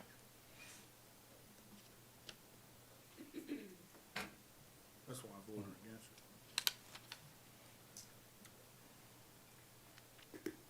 I think at this point, I'm down for the starting point of this, but if the chief sees that it is not working, then I think we might need to revisit and increase the rates. So, quick question. Anything we do by ordinance, we can change by ordinance. Yeah, okay. Mayor? Is that a motion, or is it? No. We No. have a motion. I made the motion earlier. So, I have another question. Yes, ma'am. Okay, so you guys are saying, we have to check to see if it's working. So what's the measurement? What's the measurement to say it's not working? Because you can't just say it's not working. You have to have a measurement in place. So we need to know what's the threshold so that we would say, we're going to change this. Number of violations. Violations. We How know- many? Okay, we know. What's the number of all right, violations? We do know this, okay? In 12 days, there were 4,000 tickets. That's 333 tickets a day. Okay, that was just hog wild, everybody out there. I mean, I know you weren't here for both meetings, but hundreds of people coming, a line at Dan's office, people calling, okay? So obviously it hit people, although we thought we did a good job of getting the word out there and saying there was a 30-day warning period. I've already taken that lick that we didn't do good enough, and I've thanked every person who came here and raised an issue because they did a much better job of awareness than we did. So for those 12 days, that's a really good litmus test of just people running, driving for speed, just running through. So we know that number was 333 a day. Okay, so So are you saying? that's at our worst, in other words. That's not far off of when they put the armadillos down a year before, 9 months before, and did a check to see what schools would qualify. So, So our threshold is if when number goes over 333 a day, then we know we have to make change. I'm just trying to have a measurement in place. understand. We know Otherwise, that's our this is worst. just guessing. I would say that is our, that is our, So is that a good number for us? I mean, 333 tickets a day, I mean, that seems pretty high to say. terrible. I Yeah, mean, it is, so but it was should that be us the at our worst. threshold? Should that be the threshold? Should the threshold be lower? So that we know, all I'm saying is that you know, can't from measure something unless you have a measurement in place. Correct. The real answer is that it should reduce by 100 each time. So every quarter, you should see a reduction of 100 violations per quarter. So if we're going 333, you should be 233, then 133, then get them down continuously. You should see a reduction in quarters. That's why when Blue Line made their presentation, a 96% reduction, people don't want to continue to get those citations, don't want to continue to pay the fines, whatever that fine is. So those reductions take place over a period of a year. That's where the 3 quarters have come in. Every 4 months, we address, and I'll be happy to come back to the council and give you what those numbers are. Okay, If it reduces by 100 in next quarter, then we know we've made a difference. 100 cars less speeding through the school If it zone. Then the doesn't? next quarter, another 100 should come off the board. okay. If it's not, then there's some things we really need to look at. So if it doesn't reduce by 100, let's say it only reduces by 51, are we gonna, say, oh, no, we need to go back and we need to change this again? See, this, to me, this is just there's too many holes in this thing. There's too many holes in it. Because if we don't make a decision tonight that we all can live with, then 3 months from now or 4 months from now, we're gonna be right back here again, if it doesn't work. if it doesn't work. If it works, we're good. If we, It does- yes, I mean, agreed. It's If it does what it's supposed to do, then That's right. that's it's the happy kinda- day could for go where either we way. are. Agree, but Yeah, you know, worst case scenario. Yes, ma'am. Yes, sir. So based on the discussion tonight, I'd like to call for the question on the motion that's presented to this council. Second. All right, I have a. Can I call. make a substitute motion? When you call for the No, you need a vote on this one. You need 5 votes. Okay, you need 5 votes? You need 5 votes for the motion to call for the question, yeah. Okay, so I have a call for the question by Reverend Ricky Gonsalas and a second by Councilman David Broussard. And there's no discussion, we just have to vote, right? Okay, so that failed. Okay, so we needed 5 instead of 4. Okay, that fails, so now we're back, talking about it. Will we do well? Mayor, Yes, ma'am? it seems that some of us think the fines are too low. The starting point in reduction was $100. Why not maybe cut it in half, whereas $50 less? It's a compromise.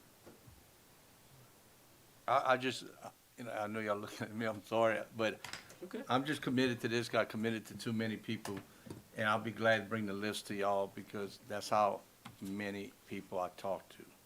And I'm not gonna go back on my word, I support, you know, what we're doing, but it's just, you know, everyone doesn't have this in their district yet, dude. Yeah. I got a lot. I mean, there's not many things I got this much attention while I was on the council for 10 years. And we had some heated stuff came across this desk.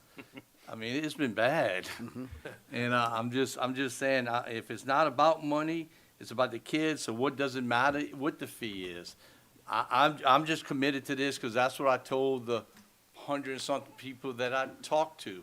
And I can't go back on what I committed to them. I not only said it to them in person, I said it to them in the news. I'm just committed to this.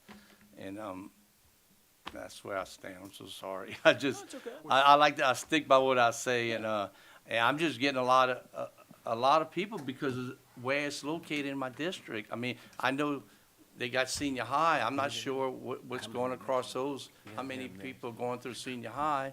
I can't speak It's a for lot. that. It's a lot. Yeah, Mm-hmm. but I But I can just, haven't gotten any calls, well, except one, and Yeah. the person paid their fine. Yeah. They had mailed it in already. yeah. And then, I'm just saying, it's overwhelming for me, Understand? and I'm kind of stuck where I'm at. Okay. Your hand up, sir. And also in Traffic cop. all right. I said, you know, in the last meeting, I was at this council, and this room was packed full of constituents, concerned constituents with tickets in their hands and questions. And as a council, publicly, we committed to a pay rate scale right in front of them. And we said that this scale was gonna take place. So, you know, what kind of precedence or example are we setting if we go behind their backs and change it tonight and tell them, no, you owe more money now? When we said it in the last public meeting, what we're gonna charge them, and we said it was gonna go into effect. So I just don't think that's good government. I really think we start with this, and if the problem isn't resolved, we all said, every last one of us said this wasn't a money grab. So the fine shouldn't be a factor at all. Put it in place, see how it works, get some feedback. If we need a change, we change it. If it works, then it works. It's fine for the state. It's creating safety either way. So, but with this packed council room, and we committed to this scale, I'm like, Dan, I'm sticking to my guns on this scale. So, I think I ma'am. had the Yes, floor ma'am. next. Oh, yes, ma'am. Okay, so if the money does matter because it's a deterrent. Otherwise, we wouldn't charge anything, and we don't need the cameras if we're not gonna give them a deterrent. So the money does matter, okay? The next thing is that, Dan, I'm sorry you got so many calls, but that's the job. That's the job. We are legislators, and when people don't agree with us, they may call us, they may harass us about it, but that's the job. We have to do what we think is the best thing for the community. And the fact of the matter is that the money has to be important. And I don't know, I wasn't here at the last meeting. I didn't know, you know, because it wasn't recorded, so I couldn't see couldn't review the discussion. But the fact of the matter is that you're not the only council person. It takes 6 of us to decide what these fees are gonna be. And tonight is the final, not the other night. So the fact is that you couldn't give them that commitment. You couldn't, because it's not over yet.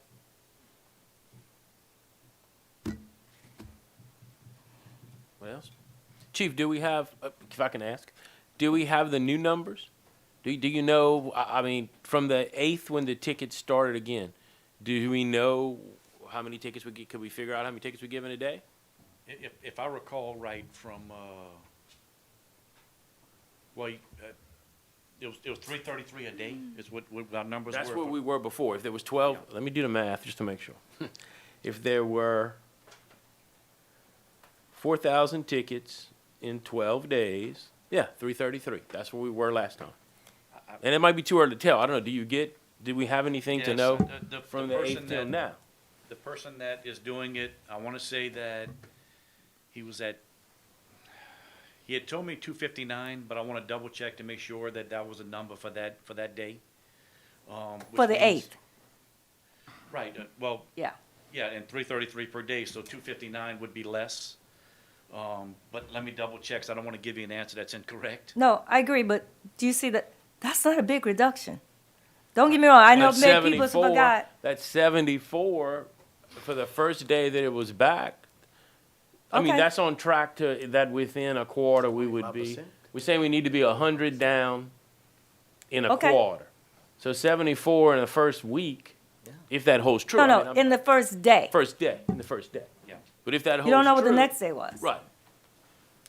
And I guess it's too early to tell. I'm just Yeah, looking for no, yeah, some- I know. I'm just trying to show that, hey, you know, what we're We're doing trying to is work together. having a positive impact, regardless of how we are at an impasse on this item, that it is beginning to work. And I if you think we're remember onto something for how to track it long-term. Right. The numbers when we did it, I made sure, because when you talk about the compliance areas of these cameras, that's why I had my LiDAR instructor doing this. Mm-hmm. And in fact, the mayor was there when I told him that I wanted the check on the calibration on these radars done twice a month. I mean, there's some things that we're doing with this to make sure that this system is compliant for, you know, what it's supposed to be doing, accuracy and all those kind of things. So we're doing I put a lot of things in place to make sure that the system itself is working properly, and then he also approves the citations to make sure that what he's seeing in there is accurate of what it's doing. So, one more question for you, Chief. So is that 259 number at the threshold? Don't quote me on that. Yes, 'Cause, but I mean, the other if one's on it's a at the- threshold too. It's all on the same threshold. Okay, so so that means that, you know, there may have been another 100 from 1 to 10 miles. Lord knows what there would have been the first go-round. No, I'm not I trying know, to be. it might have been Yeah, 600. it might have been. You think the room was full, and it was full then, it might have been On a completely. 2-mile, yeah, you'd have, We might not could have a not- city could hall. equip the, We might not have a the- city hall. I think you'd have to start charging paper. Yeah. Yeah. I'm just saying that number, if we said no Yeah, I was threshold, just that trying to number do- would be a lot higher. The same and the same. Yes. And look at giving us some kind of comparison. Right. Thank you. So even at the lower fines, we still have impact. The system is gonna work. And it's gonna do what we all want it to do at the end. It's just how we get there. So we're saying if we vote for this, 1 to 10 will be fined, as stated. I don't know that that's what's being said. That's what our lawyer said. If we put this in here, that's what it's gonna be. But the chief said it's a standard operating procedure. That would have to change on his end. It would have to change on his end once this goes through. I don't know that the ordinance is saying that. We would have to amend the ordinance to say that. Come up, chief. I would only say that, understand though, is that with these LiDAR systems, there's always a plus or minus 1. I would not do a 1 threshold. Okay. Because there is, and Jeff can chime in, that there would be someone filing appeals that would win that appeal. Okay. Well, if we get that far, we have an appeal attorney here tonight, but we gotta get past this one. I'm just picking on y'all. You know I got all night. Yes, sir. Yeah, who has not left the room screaming yet? Thank you. I know. Well, that's what I'm starting to think, you know? Yeah. She might. No, my point is, The nice young. you know, this is written in terms of shall, and it says 0 to, it says 1 to 10. So if not we're up gonna to us have to some enforce. enforcement, you know, that the department's directed to come up with standard operating procedures for enforcement or something like that, add that into the ordinance, to allow that grace, because you got none in this. Now, something else, and maybe I'm out of place, but this is an experiment. And there is The no whole thing way, is. there's no way that we can calculate variables that are out there, like public awareness, which is a big thing. You know, we didn't have that in the beginning, we have that now. The fine level and the impact on people's behavior. I mean, people get Nobel Prizes for figuring out in economics, you know, the curve, you know, all these supply and demand curves and what happens with price flexibility and all this stuff. We're trying to do the same thing here. We're trying to have an outside policy that changes public behavior. It's going to be very difficult for us to figure that out in the beginning. You know, the only thing we can do is take the best chance that we have to do something that we didn't do before, because we're way ahead of where we were for so many years with no enforcement at all. I think so too. So let's do the best chance that we have. We have the opportunity to increase these fines. Blue Line's not going to fuss about that if that happens. And I think we just need to wait and see what happens with this. But we need to get something definite and something clear and something we're not going to get in trouble with here. I think as time goes on, we're going to see a bunch of fines from that January 8th period forward. We just haven't seen them yet. And if we're looking for Dan's phone to quit ringing, it's not going to happen. Because no matter what you do, people are going to have problems. You know, so I think we need to just take the best chance we can. And, you know, I'm not saying we shouldn't be here all night talking. I'm fine. Yeah, Because I talked to the mayor before the meeting, and he says, I'm going to have my supper before the meeting. Oh, And yeah, I I said, ate before this I'm one. going to do the same Yes. thing. You told I me advised that. my city attorney, you better eat. And I told my Oh, wife, I it's said, so- look, I'm going to eat Never before did. the meeting, and I'll join you after, but, you know, it's going to be a long one. So Yeah. I have no objection to y'all talking. That's not what I'm saying. I gotta take a But I'm bathroom just break. saying, if you're looking for perfection, and total agreement, you're not going to get it tonight. Correct. Yes, sir. You know, we talk about that 1 mile over, we talk about tires, we talk about speedometers. Dude, if we go 1 or 2 miles, you just soon have a peer person there 8 hours a day. I mean, there's just so many variables when you're that close to that. I don't know, I'm just, we got a system, and I think it's a system that's gonna work. We're not gonna figure everything out. It's just something we need to, move on with. I mean, I think we're trying to get too technical on everything right now, and I think we always can change something later if it's not working. I mean, I think we all wanna do what's right. We all wanna go in the right direction, but we need to go in a direction. Thank you. Yes, sir. So, Chief, I mean, you read, would it be within your realm, since I'm hearing the discussion of council, and some feel like we need to be 1 to 10, but there's a lot of, there's some opinion that there's a gray area. What if we take the scale and use the 1 to 10 as based on your standard operating procedure? So you determine what that 1 to 10 is gonna be as you see fit, you know, and then go from there. I mean, that way it does what Jeff says. It puts in that, you know, your standard operating procedures can govern the 1 to 10 miles an hour. You see it's not safe, then you give it a 5. You see it's safe, whatever you need, whatever you see the calibration needs to be.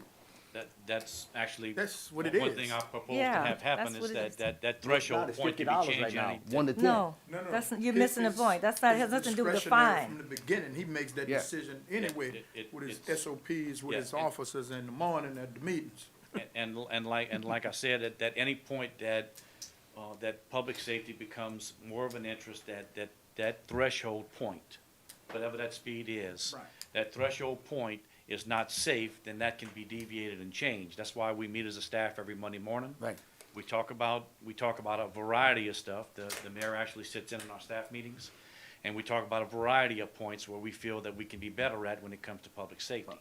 One of those things, and we've talked about for some time, was the speeding in the school zones as a starting point. We had to have a starting point for anything that we're gonna do, so we can gauge, and the mayor said it well, that when you gauge and trying to make a point of emphasis when it comes to at what point are you making it safer? You have to have a starting point so that way you can get a discussion, so you can look at, is it reducing? Is it doing what it's supposed to be doing? Are people driving slower? Is it safer? All those things become factors that we look at as a totality. You know, we looked at when we started this thing of having a threshold, we looked at what the state does and other agencies do, and then we looked at that point as a starting point. That doesn't say that we stay there, just like you talked about the fines tonight. You know, a starting point is, Mr. Dahl brought up that that's a starting point for him, and then it's been discussed in the last meeting. That's a starting point. It doesn't say that if it doesn't make a difference, if people pay that fine and still the same people speed again, then it's not working. So you need to look at adjusting and pivoting off of that point. But you have to have a starting point. And that's what, when I came to the council last year and we talked about this, is that it's a starting point, because we do have a speed problem. We talked about it in front of the whole group that came, that 4,000 people in 2 weeks is outrageous for people speeding through the zones at the threshold point. So we had to have a starting point to get it under the threshold.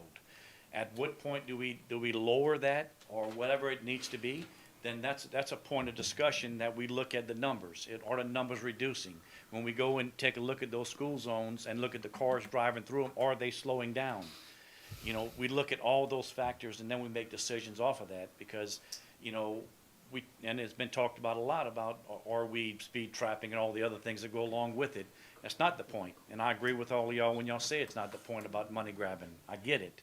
But there's a point where you stop, that doesn't become a point of emphasis, because you've made it about the safety. So when we look at that, we look at all the factors. That's why I say that I'll come back in the quarter after, from January 8th, we'll look at where that 4-month period is, and I'll come back with numbers and tell you where it is along that, and then you yourselves can look at those school zones as you're in them, because I go there too and watch the cars drive through.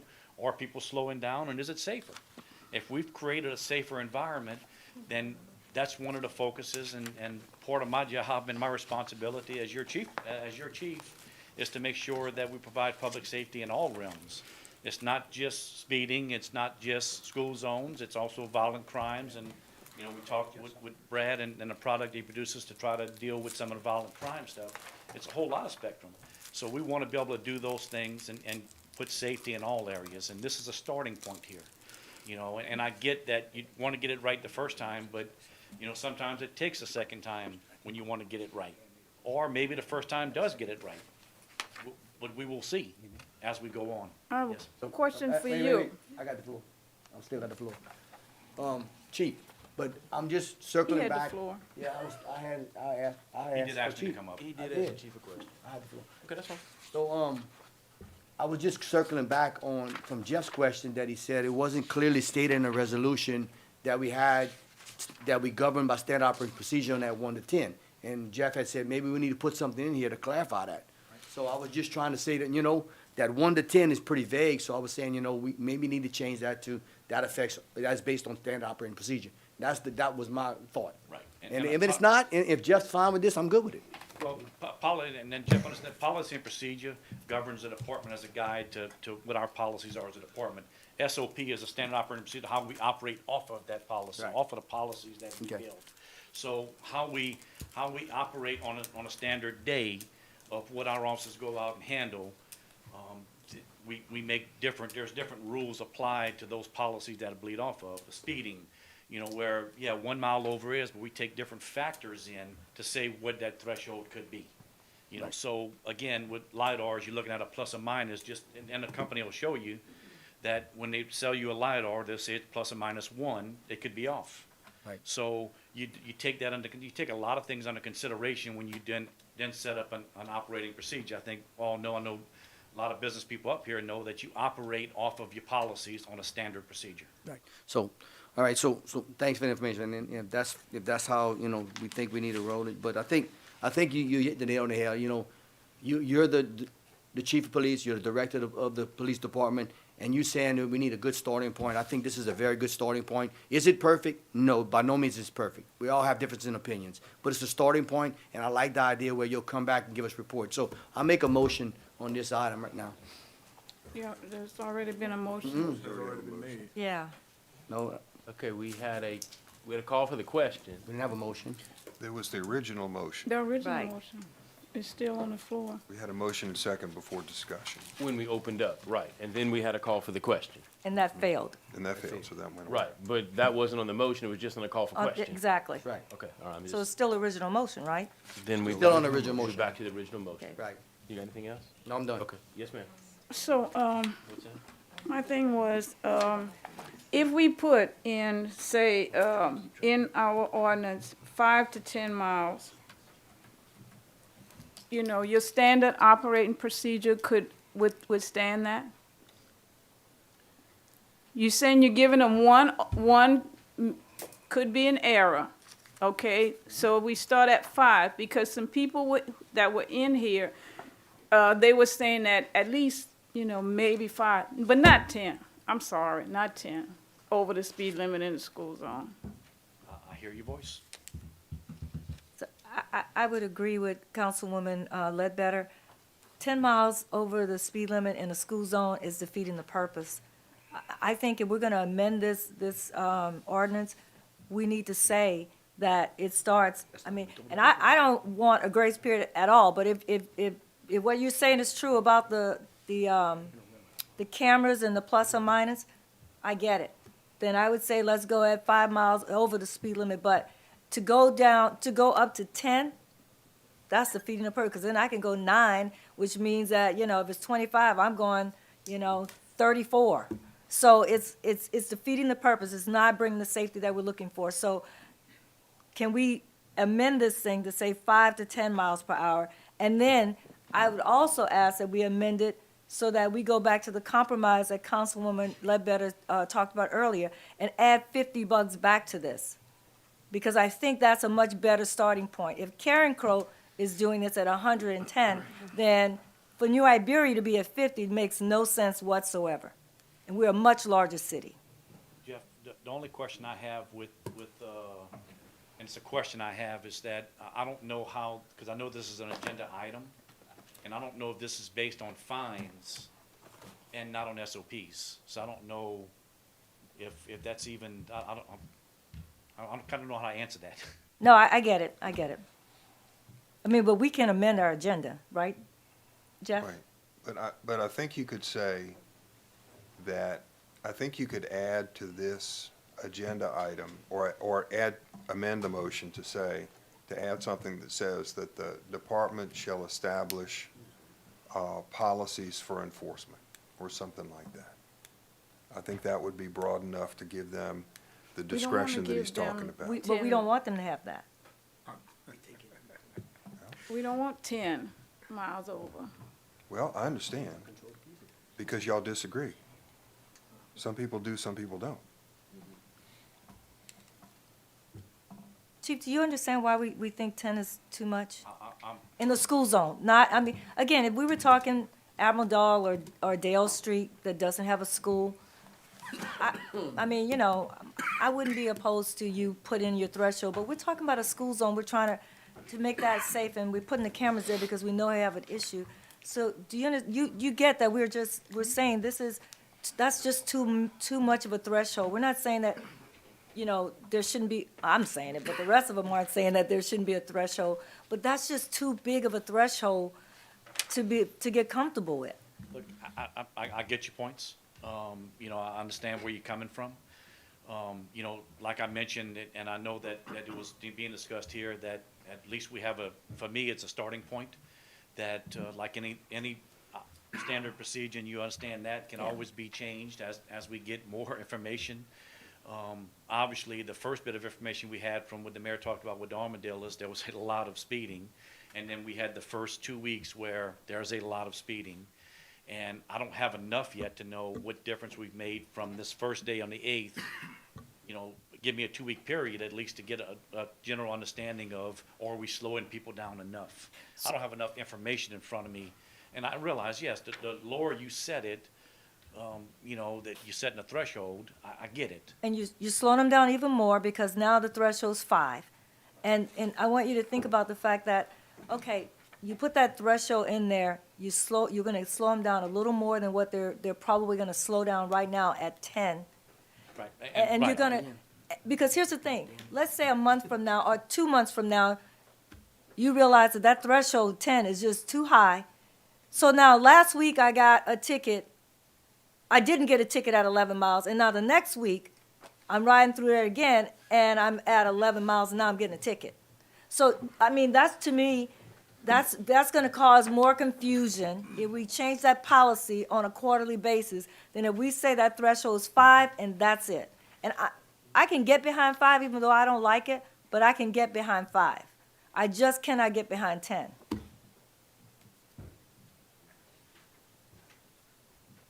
What are your thoughts on 5? Well, you know, originally, when we proposed this, we had a threshold point of 10. You know, is 10 a number? I mean, obviously, it's for you as a council to consume what that is. For me, it's a starting point to get a gauge on what habits people have. We know it's bad habits. I generally know that people will get under that threshold 3 or 4 miles per hour because they don't want to stay close to that number. I get it. You know, what she's making a point of is that if we set it at 5, they're going to go down to only 2 miles over this, 1 or 2 miles over the speed. I get what Ms. Reed's Councilwoman Reed's trying to say. It's a starting point. It was a starting point for me to get a gauge for slowing people down, not gaslighting a situation where people feel like, and trust me, as a public safety guy, not always the way somebody feels is going to come into public safety part. I get it, and I get the points that are being made. But at the same token is that for me, it was a starting point to get people to slow down. Let's take a gauge of knowing all the information that is it working, or people slowing down to a speed, and going from there. So that's where I was on this, you know, but I'll respect the council's wishes. You know, you know, you have to have a point of start, and whatever that is, if it's 5 or 10, then, you know, I'll respect the wishes of the council. Right. Mayor? I think this time he had his hand up first. So I think, From the UI. you know, I respect your comments, and I think that I'm not in the law enforcement business. You are. You're trained. You know what's right, what's wrong, and what the threshold should be. So I really like the idea what Jeff had said to amend the agenda. So I'm gonna make a substitute motion to reflect with the comments Jeff made that allows the police department to set the. Jeff, want to repeat it for him? Well, I think we ought to just say that they shall adopt procedures for enforcement or policies for enforcement. I think we're not the ones that need to govern the police department. I think you guys are in there hired to do that job. I'm gonna leave it up to y'all. So I'd like to make a substitute motion to reflect what Jeff said to add to this amendment, ordinance. Second it. David seconded. Oh, I'm sorry, I was looking up some school. And I also want to put a motion on the floor that we Okay, well- change it. We have a motion and a second we need to deal with first. Yeah, I gotta do this one first, then I'll do yours. Or you can do 2 or 3 at the same time. No, The last one would go first. No, I think you need to do this one, and then somebody else you may have a new one, but I think this is really a motion to amend the motion that we started with, Correct. which was the original motion. That's correct. And it if would've this been- fails, we're back on the original motion. That's correct. And then somebody else can bring a motion to amend. Okay. But I think you need to deal with this one first. So a motion on the floor by Mayor Pro Tem Ricky Gonsalas, a second by Councilman David Broussard. And it's to give the chief the discretion from, the discretion. Discretion to do as he sees fit. And if this passes, then you have an amended motion you come back and vote on again. And that could pass or fail. We're just voting on the substitute. But it sounds like we're voting on what was already in place. Yeah. Because he already has a discretion, so why are we adding the fact that he has a discretion? Because that's what it is today. Well, That is what it is today. we're putting it in the ordinance, which it Yes. was not before. Okay, so I have a motion and a second, and now we open to discussion about it, correct? Yep. We've already started, but, Right. Well, yes, sir. all I'm saying is, personally, and I talk to the chief, we all talk to the chief. I don't believe in taking any discretion from the chief to do police work. That's just me, because I'm not a police officer. I was listening to the camera guy. That guy is good at what he does. I said, man, this guy is smart, because he studies cameras. I thought about it. I said, well, he's smart at cameras. He studied cameras. I'm smart at barbering. The chief is smart at law enforcement. You know, and I'm gonna tell you something else I thought about. All of us ain't that smart when it come down to thinking for 29,000 people. That's why we here. To It think takes- for well, it takes all of us. 29,000 It takes all of different us. people. So, well, not that many drivers, but y'all know what I'm getting at. So I'm not for taking the chief's discretion and him running his department. I'm not for 1 to 10 threshold. I wish we would have one set price for if you're speeding, and let the chief just put a discretion on that. One set price, you're speeding the speed zone, you get charged $110. I tried to make that into a motion, a substitute motion, what happened?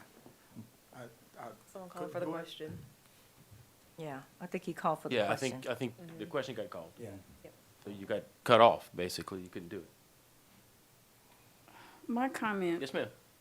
is, I was gonna amend the motion to make it 5 to 10. And because the current discretion is not acceptable to a lot of us at the 10 threshold, because that's what it is right now with our chief. And that would be my motion to do it from 5 to 10, enforce it from there. I'm not messing with the prices now, we can adjust those later. But, you know, at least 5. You get double phone calls. But I don't think, it's from 1 to 10 now. No, he's doing 10. They're only getting tickets at 10. They're only getting tickets at At 10. 11, actually. Yeah, at 11. That's the discretion right now. You finished? Mm-hmm. Okay, good. Yes, ma'am. I'm trying to So, keep up. Chief, you know that none of us would be trying to tell you how to run your department, but as a leader, and all of us sitting at this table are leaders, and some of us have led in other organizations, and I can tell you one thing is that it's good to have other people's opinions brought to the table, because when everybody gives their opinion, sometimes they bring up things that you weren't thinking. It's not that you don't know your job or anything, but it just helps to get other people's thoughts, because maybe they saw something you didn't see. So please don't see this as the council, and me in particular, because I'm talking right now, as being disrespectful of the role that you play in the city, because that's not it. It's just that we are, when you look at it from our perspective, again, you're looking at the whole city, we're looking at what we're seeing in our communities. And I can tell you that I have a lot of respect for you and the job that you do and for your department. I just feel like on this particular instance, this is one where we probably should start at a lower number, and then if you see, well, oh, you know, that's not a big deal, then maybe you can look at going up a little bit rather than going the other way. Because I think when you go the other way, you're gonna have the person who got that ticket last week who was going 11 miles over the speed limit, and then, or they were going 6 miles over the speed limit, and then they go to 11 miles, or either way. You're just gonna have a mixed match of people getting different tickets for the same amount of speed over that, whatever that number is. And so my thing is that causes more confusion than you say, 5 miles and we're done with it. So this is not being disrespectful, this is not trying to take away your power, this is trying to give you some other thoughts to think about as you think about what's the threshold in our school zones for our children. I tell you, I can appreciate that, and no, look, I learned from the very entrance level police officer that comes in and says an idea that comes across. Whenever I take myself out of those shoes, then I'm not effective. So I hear every voice, every word that you're saying. You know, and this may all come back, and as you've all expressed your concerns about what that is, the numbers may dictate that what we're doing is not working. And at the table, and I can appreciate that the discretionary part of me being able to lower that will be able to allow me to do that and be effective and start doing some things that'll deviate from that. You know, so I can appreciate that. Yes, sir. I want to correct something I said earlier. Okay.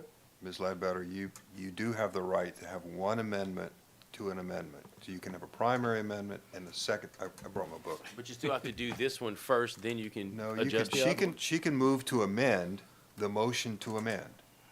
But nobody can Before it's move, voted on, and, okay, I Yeah. don't think we've ever done But- that. Substitute motion. well, it's an amendment, but nobody can amend her amendment. You only get to do that as primary and secondary, and that's it. It stops there. But if she wanted to have a motion to amend Mr. Gonsalas's motion to amend, and she gets a second, that can be voted on, I see. Okay. at the risk of being. No, we gotta do what we gotta do. Yeah, I mean, I think We it's the all right need a way. book like that. Yeah. Are you gonna amend your motion? Oh, I'm gonna amend this motion to say that we reduce that, we increase that 1 mile to 5 miles in the first category I'll second. instead of 1.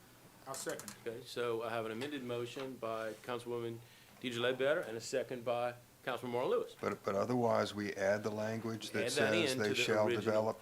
Yes. Okay. Yes.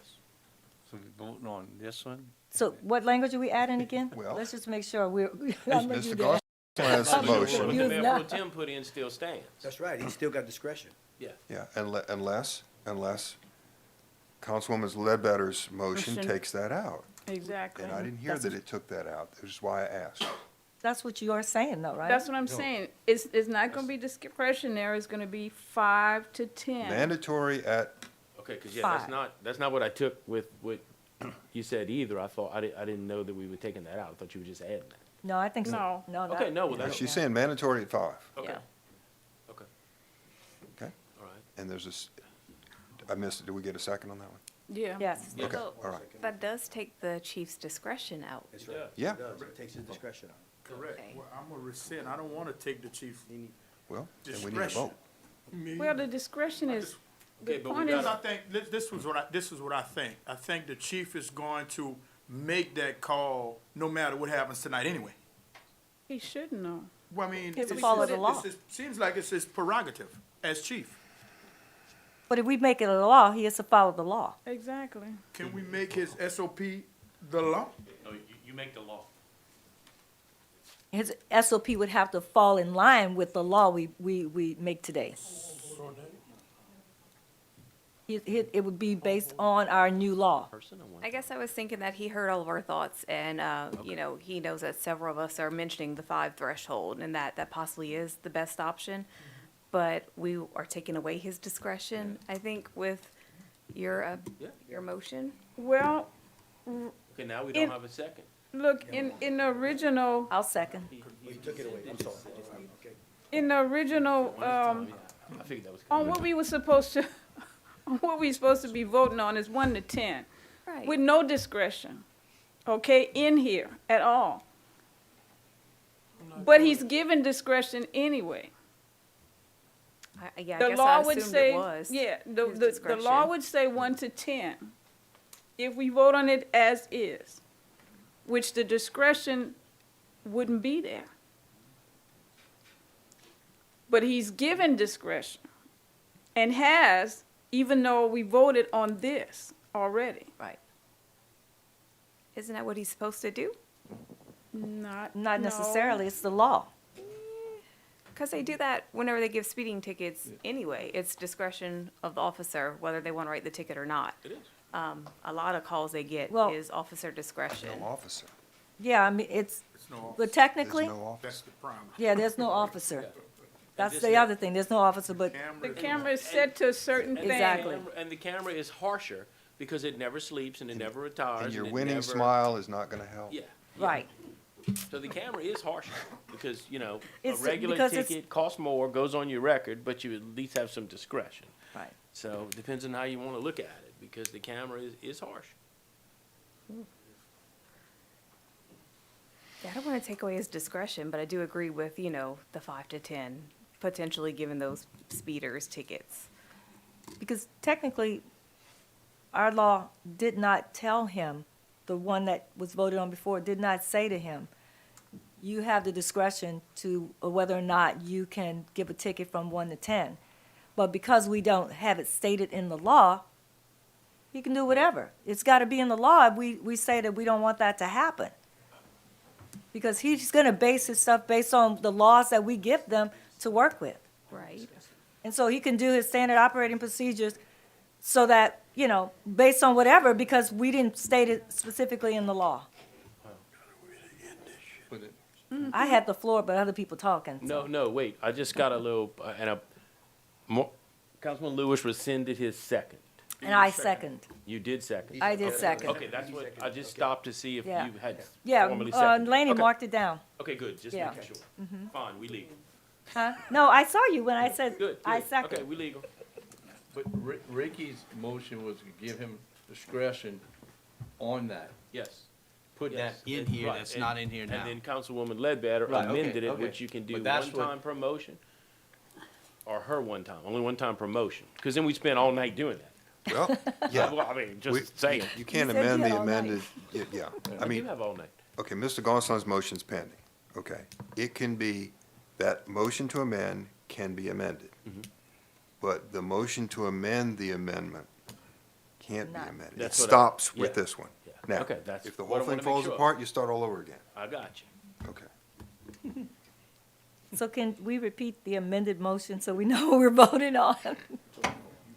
The amended motion is just to drop it instead of 1 to 10, it would be 5 to 10. But no discretion. Right, because there's none in there. Yeah, The discretion is 1 to 5. Discretion that. It's 1 to 5. Mayor Pro Yeah, Tem it would be one Gonsalas to put That's in what okay. has been taken out. Right. So now what we have is something that gives the chief no discretion No, the discretion is Well, 1 to it- 5. on this issue. No, it's 1 to 5. It would, Well, you're just taking it away. You're just saying. But we're saying this is the new discretion, 1 to 5. You don't have to think about it now. Turn that one.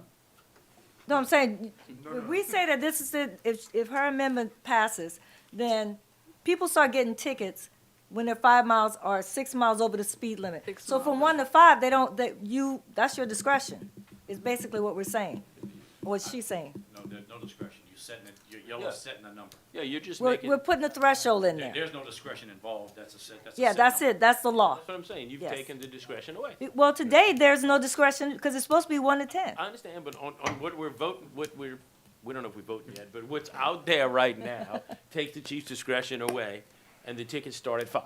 but this actually did that to begin with. Exactly. Right. There shouldn't have been discretion. When we voted on it at the previous meeting, it should have been from 1 to 10 as we voted on, but it wasn't. So that's why I want to add in that it's from 5 to 10. 1 to 5. So it would be 6 to 10. 6 to 10, we get a ticket. 6 to 10. 6 to 10. 6 to 10. And to make sure that we understand what we're looking at, I need to know the rest of it. Where are the fines? We've left them like they are now? No, Ms. Ledbetter, you're gonna add the $50, right? No, I'm gonna leave it where it is for now. If we can get the, if we can get the. I'm just trying to get where we all understand what we're voting on, so We're still in discussion, right? we're still in Instead of the- discussion, we haven't voted Instead of yet. the 1 to 10, it would be 6 to 10. 6 to 10. Yes, sir. Okay, so after this discussion, I'm gonna not support Ms. Ledbetter based on, I'm not gonna tell the chief what his realms are and what his discretion is. My amendment is to let the chief decide and do his job. That's how I feel. Do his job and set the discretion as he sees fit from 1 to 10. I don't believe, in my personal opinion, that I'm privileged enough or educated enough in police enforcement to do that. So that's his job. He sets the speed limit 1 to 10, and that's why I stand with my motion. Can I have a question? Yes, sir. Sure. So if we add what Mr. Ricky wants to put in there, can he do that to any of these fines? These miles per hours? Yes. At his Yes. discretion? Okay. He's the police department. Thank you. So we're still on Ms. Ledbetter's amendment. Right, right now we're on Ms. Ledbetter's. Any other discussion? Then I'd ask you to please vote your machines. Okay, it fails. Okay, I'm open for new suggestions. No, we're on the next Oh, wait, we motion, fall back to. Now we're back on Now Mr. we're back to your- Gonsalves' motion. Fine. adding the discretion in there, where it's gonna be 11 miles and up. So, Freddie, I'd like to Yes, sir. call for the question on my second, on my amended motion. He can, I'll second it. Okay, so I have a call for the question by Mayor Pro Tem Ricky Gonsalas, and a second by Councilman Broussard. And the call for the question takes 5 votes. And the call for the question takes 5 votes. We're not voting on we're voting on the call for the question. So, please vote your machines. I'm good. Okay. All right, so the call for the question Passes. Now, so the vote now is on whether or not Mr. Gonsalas's amendment to the original motion should be adopted. Correct. And if that is affirmative, then you still got to vote on the original motion. And that takes four. Yes. Okay, and to be clear on what we're voting on, we're now voting with the discretion and the fines As where stated. they were when we walked in. Is that where we at? I just want to make sure, because it is confusing. I'm trying to track everything. Okay. Please vote your machine. Voting. You're all confused. Okay, that passes.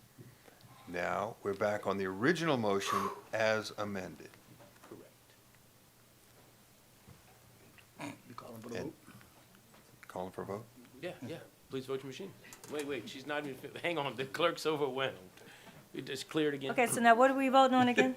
Yeah, let's talk about this, The original motion is amended by Mr. Gonsalas's motion. which is for the discretion of the chief The chief is, and yeah, the fines when we walked in the they're room. to develop policies for enforcement. Correct, correct. Please vote your machines. Okay. Okay. This issue is done. I know, that's why I said we need a break. I was about to I'm ask for a telling you. break, yes. Yeah, let's do a little break. Okay. We don't normally do that. What's that? Wait, can we vote on a recess? Yeah. I need a motion in a second. We'll do it the right way. Make a motion, make a motion. for that. And I Okay, say, we have a motion and a second for a recess. Y'all gonna Can we- vote? oh, darn. I'm sorry. Come on, Lainey. I gotta do it right. Vote your machines on our recess. TV break. Need to vote. Vote. I did. You voted? Okay, it passes. Ooh, this is some crazy stuff.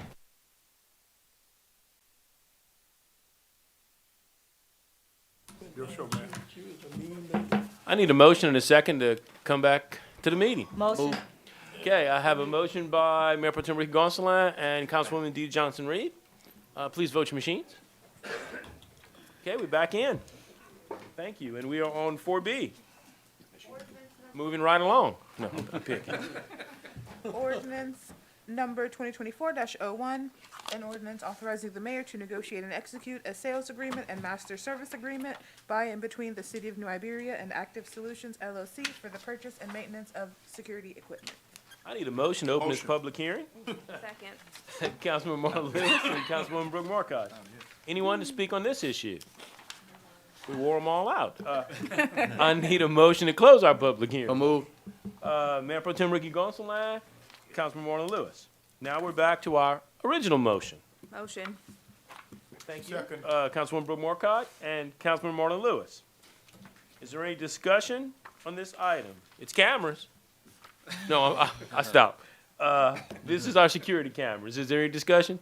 I think we discussed it Yes, ma'am. a lot earlier. Then I would ask you to please vote your machines. Thank you very much. Thank you for coming. Thank you all very much. I'm gonna tip her out. I hope you were entertained. Education. But I will say something, I don't have a right to say it, but as I mentioned to Mr. Lewis here, I get a lot of these meetings where we present at different stages of projects, and I found it very refreshing to see the courtesy that was displayed amongst the parties, even when you don't agree. You can be disagreeable without being without disagreeing, you know, so it's whatever that is. But I would just make that comment going, we see different relationships and struggles as we go around the world, and anytime you can be this friendly to one another and still smile at the end of the evening, You got, win-win. I'm blessed to have a great group. It's a win-win. So, He's gonna walk out slowly. if I hear the word cameras again, I'm just gonna run. All right, y'all, item 5A. Resolution number 24-06, a resolution approving certificate of substantial completion for the Sucrose Drive Backflow Preventer Project and authorizing the mayor to negotiate any and all documentation in connection therewith. I need a motion to postpone this because they need to do the walkthrough, so I would like to move this to the next meeting. Motion. Okay. Second. I have a motion by Councilwoman Brooke Marcotte and a second by Councilman Marlon Lewis. Is there any discussion to postpone? If not, please vote your machines. Thank you, thank you. 5B. Resolution number 24-07, a resolution approving change order number 7, administrative, for the City of New Iberia asphalt overlay project, and authorizing the mayor to negotiate any and all documentation in connection therewith. This is a credit for $3,600 because of liquidated damages, so it is Councilwoman DeeDee Johnson-Reed's type of change order. Is there a motion? Motion. Mayor Pro Tem Ricky Gonsalas, Councilwoman DeeDee Johnson-Reed. Any discussion on this item? Please vote your machines. The next one's the same way. Madam Clerk, 5C. Resolution number 24-08, a resolution approving change order number 8, administrative, for the City of New Iberia asphalt overlay project, and authorizing the mayor to negotiate any and all documentation in connection therewith. I need a motion. Second. Motion by Councilman David Broussard, a second by Councilwoman Brooke Marcotte, and this is a credit of $1,791. Any discussion on this? Then I'd ask you to please vote your machines. Thank you very much. The next one makes up for it. 5D. Yeah. Resolution number 24-09, a resolution approving change order number 2 for the Weston Park Air Conditioning Upgrades Project, and authorizing the mayor to to execute any and all documentation in connection therewith. I need a motion. Motion. Second. Motion by Councilman Marlon Lewis and a second by Mayor Pro Tem Ricky Gonsalas. This item is $57,847, and it is a new boiler. The boiler at the West End was shot. We are replacing the air conditioning units. The only good thing is, while you got the units out and you can get to the boiler, it all seems to work to do it at once. We had not budgeted that. We had $1,800 to patch the boiler, thinking we could, and it just was not salvageable. So while we're at this, we end up upgrading, and, West End Park gets a new boiler. Questions, comments? Do they have no heat right now? Yes, sir. And I couldn't do No, it. sir, you couldn't. And no, you couldn't. And you would have, but that's not the case. So they have no heat right now? They have no heat. Yeah. We've drained the pipes because of the freezes. We are, limping through that. It is a long delivery time, just like it was at Sear Gates last year. The boiler's gonna take, up to 30 weeks. Okay, so it's, there's no other way to do it, and we had the same problem. I'm hoping that they cut that time shorter, but that they prepped me that it would be a long delivery. Is that going to impact any of the activities we have in that building? We're gonna try not to. I am sure that when we have like these hard freezes, we had to drain the building. I was thinking about coming back to y'all to see if maybe we could do some kind of temporary heat. Because if it would take 30 weeks, that's hitting us hard. The winter will be over in 30 weeks and we won't have to worry about it, Right. but we are gonna have probably 3 months that, 2 months for sure that we could be impacted, so, Because I have an event there on January 24th in the evening. yes, ma'am. I don't want it to be cold in there. I understand, and neither does anybody else. So, we could look at some, after this business, I will look at, and to see if we could get some type of temporary heat. Okay, because we're going to need something. I It think gets so cold too. in there. I think so too. Any other discussion on this? Then please vote your machines. And unofficially, I will look into some temporary heat and look at where I could take it out of the budget to make it happen, and then come back to y'all to replenish the budget. I'll just take it out of something in the parks. Okay. Because I don't want to impact, you have an event, but just think of how many other people have events. That is a social hub for our community. I would like to not shut it down. Madam Clerk, let's see, 4E. 5E. 5E, I'm sorry. Resolution number 24-10, a resolution authorizing the mayor to execute a cooperative endeavor agreement by and between the state of Louisiana and the city of New Iberia for the Monterey Street Detention Pond project, and further authorizing signers of documents in connection therewith. I need a motion. Motion. Mayor Pro Tem Ricky Gonsalas, Councilwoman Brooke Marcotte. This is a $3.1 million grant that we have secured that I kind of mentioned at the last meeting. This is the next step, which will also, never forget, the $2.8 million that we have budgeted goes back to drainage. That gives us an additional $2.8 to look at other drainage projects in our city. So this is huge. This is doubling our money. Questions, comments? Going off the bid win. Oh, that'll be a little while, sir. Yeah. They gotta design it, Fence to Maker is working on the design. They're past preliminaries, but we probably, just a guess, you're probably 3 or 4 months away easy. Okay. But it's coming. Finally. Yeah, Anybody else? finally. Then I'd ask you to please vote your machines. Thank you. 5F. Resolution number 24-11, a resolution accepting the invitation from the Iberia Parish Spanish Festival Association for Councilmember Dee Dee Johnson-Reed to attend the twinning ceremony in Aljurin de la Torre, Spain, and approving airfare costs in connection therewith. I need a motion. So move. Second. Motion by Councilman Dan Dahl and a second by Councilwoman Brooke Marcotte. Discussion on this item. Yeah, Mayor, Yes, sir. and I could be wrong. Why? I said I could be wrong. I think I'm right on this. Okay. Why we're not, I don't, I feel like can the city afford to take care of everything since she's gone on behalf of the city? That's just, Yeah, I looked in the past when the previous mayor went, the city paid for the airfare. okay. So I kind of said, okay, that's kind of our precedent, was the way I looked at it. That's what, the mayor went and paid for. I couldn't go. They asked me if I wasn't going, if she could go. And their reason, I know it's the Camino, it's not the El Camino like the car. I'm a car guy, so I always call it the El Camino, okay? Well, they knew that she had done the Camino, that she had been to Spain a couple of times. What she's going to, that I can't go, is Holy Week, so it's all a religious, kind of tied to the Camino. It's all the Holy Week of Easter and everything related to that. So they asked if she could go, because she was kind of familiar with the customs, and they thought that our Spanish brethren over there would be impressed. So that's kind of how we got there. But I just looked up and said, okay, had I gone, I was going to ask to do the same thing. I would have paid for the airfare, and, that was it. So that's kind of why I thought that was fair. I'm done. Okay. Just answer that question. Are we able to pay for her hotel? How much is the hotel stay? It's like 1,400. At least buy her food. Food and, She'll get one Hotel? meal. I heard it's a really good meal, though, okay? She'll get one meal a day on the Halloween de Torres government, because I know that there's a dinner that you go to, and they didn't say I had to pay for it, so I don't think you have to pay for it. Well, that's up to this council. We can talk about it. I mean, that's why you bring things to a I think council. we should. Since she will go and represent the city, I think it's a nice thing to do. I know if mayors went previously, they have a larger salary than we do on this council, much larger, I think, than we do on this council. And so I think if we could do that, so she can represent us well and not have to worry about paying for anything.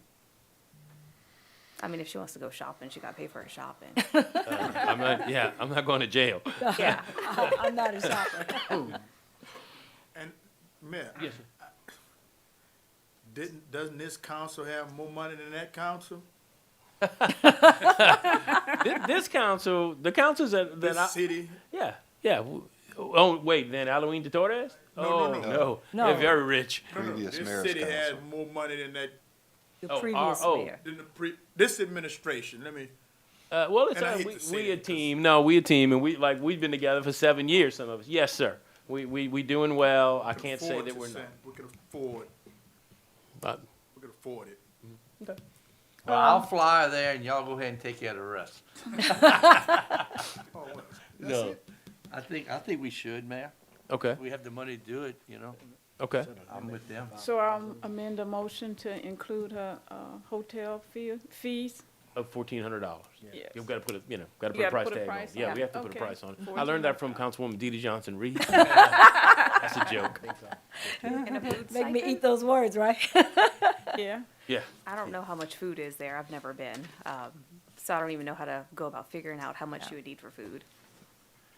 I mean, I think we have a per diem, but I'm good with taking care of my food. I mean, especially if they're gonna take care of a meal a day. I just need to make sure that they know I'm a vegan, so that Yeah. everything doesn't have meat in it.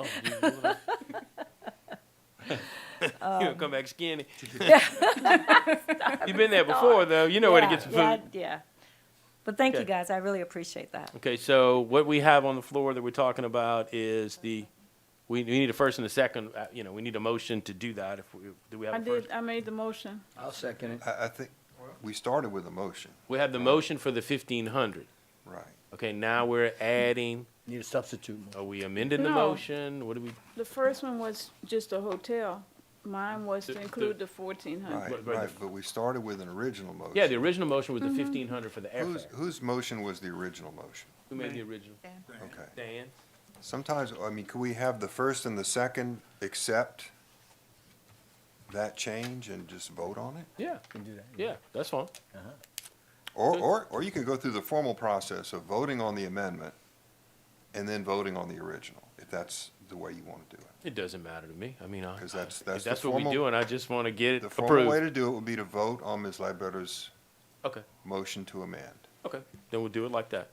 So we had a first and a second? Mm-hmm. Okay, then our first vote is on the I'm amended. gonna abstain. I'm not Yes, gonna ma'am. vote. Yes, ma'am. So, please vote your machine. Yellow, Yeah. yellow button. Yeah, the yellow button. Okay, motion carries. Now we vote on the original, Yes, as amended. right. Now we back to the original as amended. Any other discussion? No. Vote your machines. Thank you, thank you. Good. Thank you, guys. I appreciate it. I represent you well. I know you will. How many meetings you gonna miss? How many meetings you gonna miss? None. Okay, Ricky, thanks for getting me on recording. It's funny. All right, moving on. 5G. Resolution number 24-12, a resolution authorizing the mayor to negotiate and execute an agreement with April DeFelice in connection with her appointment as the hearing officer for electronic traffic enforcement violations. I need a motion. So move. I have a, everybody was there. Councilman Dan Doyle and who was, It was either one of them. I don't know, it was a lot of people. Who was second? Give it to him. Okay. Councilman Marlon Lewis, thank you. We have Stephanie's here. So, April, you can come on up and tell us hi. Hello. My name is April DeFelice. I am an attorney here in New Iberia. I've been an attorney for 22 years. I was just thinking about that today. Congratulations. Whenever I was coming here, I was like, oh, gosh, it's been that long. I do civil and criminal practice here, and I have been working with the city court with Judge Hike as well as Ms. Burke for city court most recently. And Mr. DeCourt approached me and asked me if I would like to consider coming in to do the appeals for the new ordinance, and I know that we're kind of getting that together, so that's been an interesting kind of journey watching that come to fruition. But here to answer any questions that you may have of me with regards to the position. I have a question for the mayor, not necessarily for you, April, but welcome. Thank you. So is she going to be an employee of the city, or how does that work? No, I'm going to negotiate, which I haven't, we're going to negotiate a rate. Okay. And it- Contractual, I think Yeah, it's. some kind of So little it'll be like contract. hourly rate, or how much? It might be hourly, or it might be just per month. It might be, we're Okay. gonna kind of have to figure that out as we go, because just like we spent I don't know how long we spent on that item, a couple of hours for sure. We're not positive exactly what, she's signing up for. Right. Right. Right. Okay, I was She does just, have a practice, so the way Yeah. we're looking at it is we're gonna figure it out. Yes, sir. April's well qualified to do the job, and we need the job done. And I'm not sure what the compensation would be. I mean, I work for you guys hourly, except a flat rate for covering meetings. We've generally hired people hourly for other things, but not necessarily. But she would not be an employee. She Right. would not be an assistant city attorney. She wouldn't be anything like that. And as the motion is written, the mayor is authorized to negotiate and make a deal. So, this would not come back before the council for approval, so if you have questions of her, you would need to ask them now. But let me say that this would be paid for out of the proceeds of the process that she will be part of. Correct. okay. Okay, So when one of them calls me and says, "Oh, April said this," I can just say, "That's what April said, right?" That's right. That's it. Careful. They gotta call me. They gotta call me. No, welcome aboard. Yeah, I know you're well qualified. Hopefully you got the time, because I think it's gonna be a little time consuming. Let me Don't talk it up too much, the mayor hadn't made his let me deal yet. negotiate that, Rick. yeah, exactly. The fact that she's still here, she didn't run out of here I know. after all that discussion, is a plus. I did see the chief take his handcuffs out. Make sure you don't leave, right? Chief had instructions. Yep, that's it. As long as he didn't go for his gun, he's fine. Yeah. Yes. Cool. Any other questions, comments? Then I'd ask you to please vote your machines. Thank you for coming. I appreciate it. Thank you, go home. All right. Thank you for staying. Yeah, really. Item 6A. Special ordinance number 2023-2024-13, an ordinance amending the budget to roll over unused American Rescue Plan Act engineering funds and sitting for public hearing on February 6th, 2024. I need a motion. Motion. Second. Motion, Councilman Marlon Lewis. Second, Councilwoman Brooke Marcotte. This money will be used. It's just what we have left right now, and it's about $300,000. And that is from the pot that we've been paying all of our professional fees and services for the various ARPA projects, and we're not finished by far, but we just needed to roll it into this year's budget. So we're just rolling the money into this year's budget? Yes, from- ma'am. Okay. And then, because every project, in other words, we're about ready. I have a list of kind of new ARPA things I'd like to kick off, and they all have engineering, they have architecture. Even if it's something that we're giving to a body, we still have to follow our rules and procurement Right. rules. So it's just to get it in the budget. Okay, cool. That's all. Questions, comments? Then please vote your machines. Thank you. 6B. Introduction of special ordinance number 2023-2024-14, an ordinance amending the budget to carry forward the remaining budget for the City of New Iberia asphalt overlay and concrete repair projects, and setting for public hearing on February 6th, 2024. I need a motion. Motion.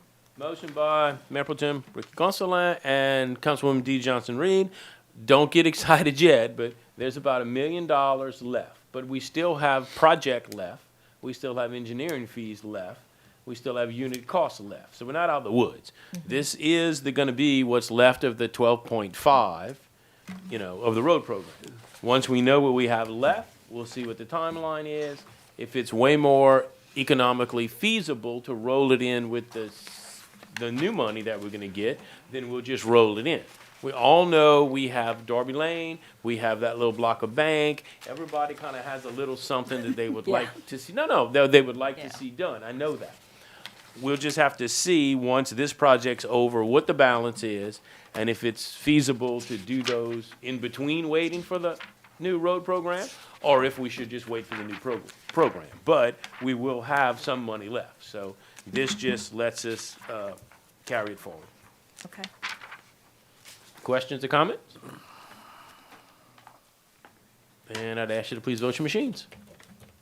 Thank you very much. And I'll keep you posted on that, and as soon as I know that we're clean on the job and finished, then we'll look at how much we have left and get some prices and figure out what we can do. 6C. Introduction of special ordinance number 2023-2024-15, an ordinance amending the budget to roll over unused Act 170 funds and setting for public hearing on February 6th, 2024. I need a motion. Motion. Second. Motion, Councilwoman D. Johnson Reed. A second, Mayor Pro Tem Ricky Gonsalas. This is the money that we're renovating the courtroom on the second floor. We're not finished, but so we had to, had to roll it over. No questions or comments? Please vote your machines. Thank you very much.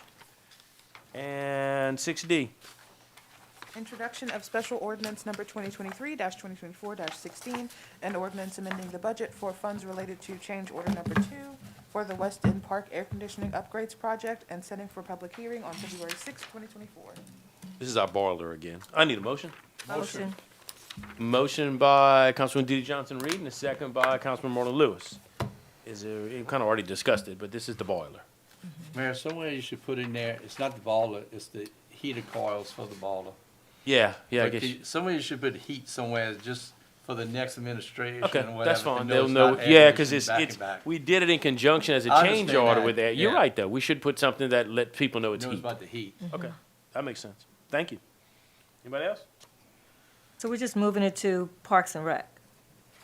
Yeah, we passed the ordinance, and then I'll be able to move the money to Parks and Rec to pay for it. Yes, ma'am. Okay. I almost robbed their budget, but they didn't have it to rob, and I was like, I gotta do this the right way. Please vote your machines. Thank you. 7A.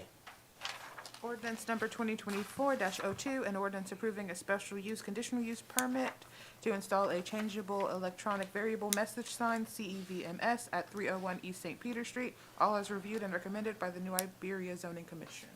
I need a motion. So moved. Second. Deputy Ricky Gonsalas, and a second by Councilwoman Brooke Marcotte. Any discussion on this item? I got a So- question. Yes, sir. No, you go ahead.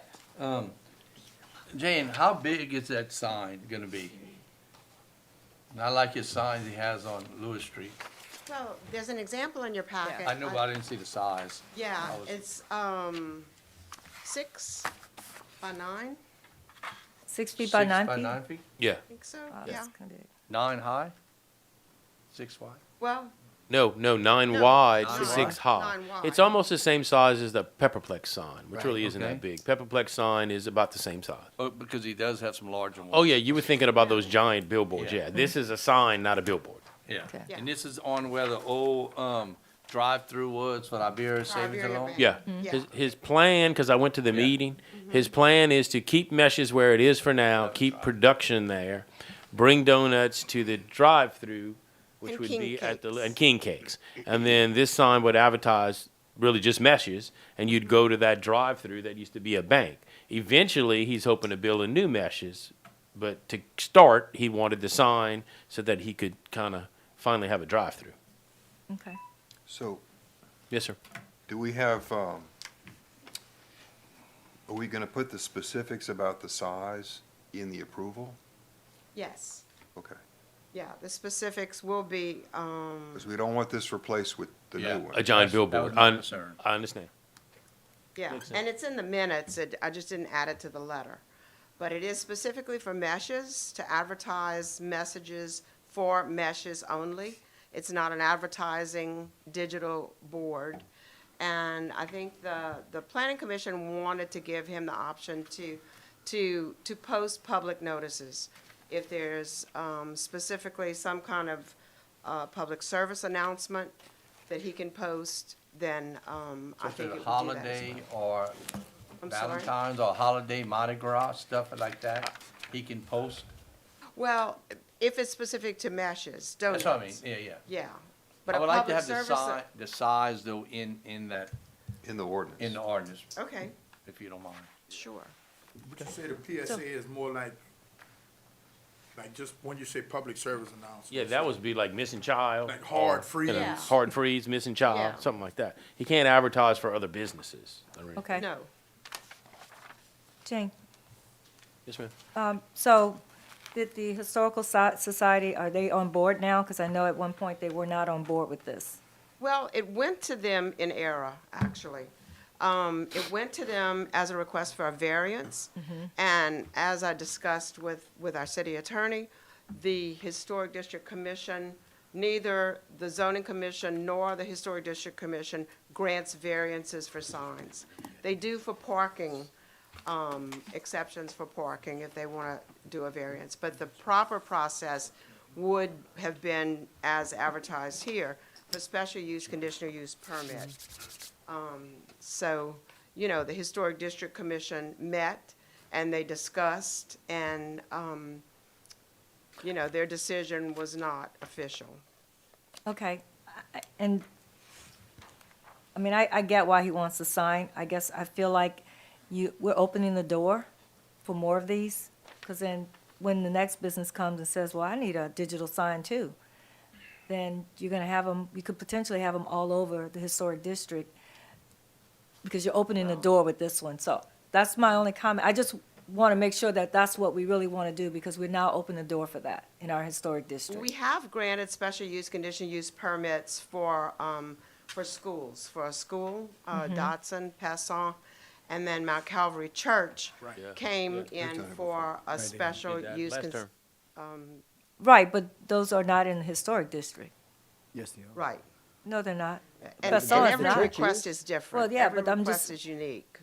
All I'm saying is that we're now opening the door for somebody on Main Street to say, oh, I want one too. I need it for advertising this or that. Not saying that we shouldn't do it, I'm just saying we're opening the door. And, so we just need to be aware of that. It's a Because door we can close. Yeah, then you're gonna each have one- people saying, Yeah, well, but why each did he one, get it? the reason of having a variance or a conditional use permit is that you can say no.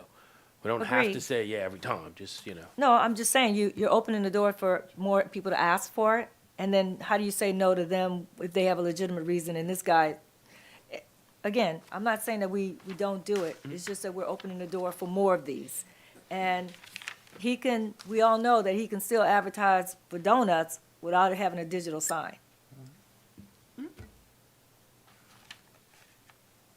Where's it gonna be is it gonna be in front of the mesh build? Where's it gonna be at?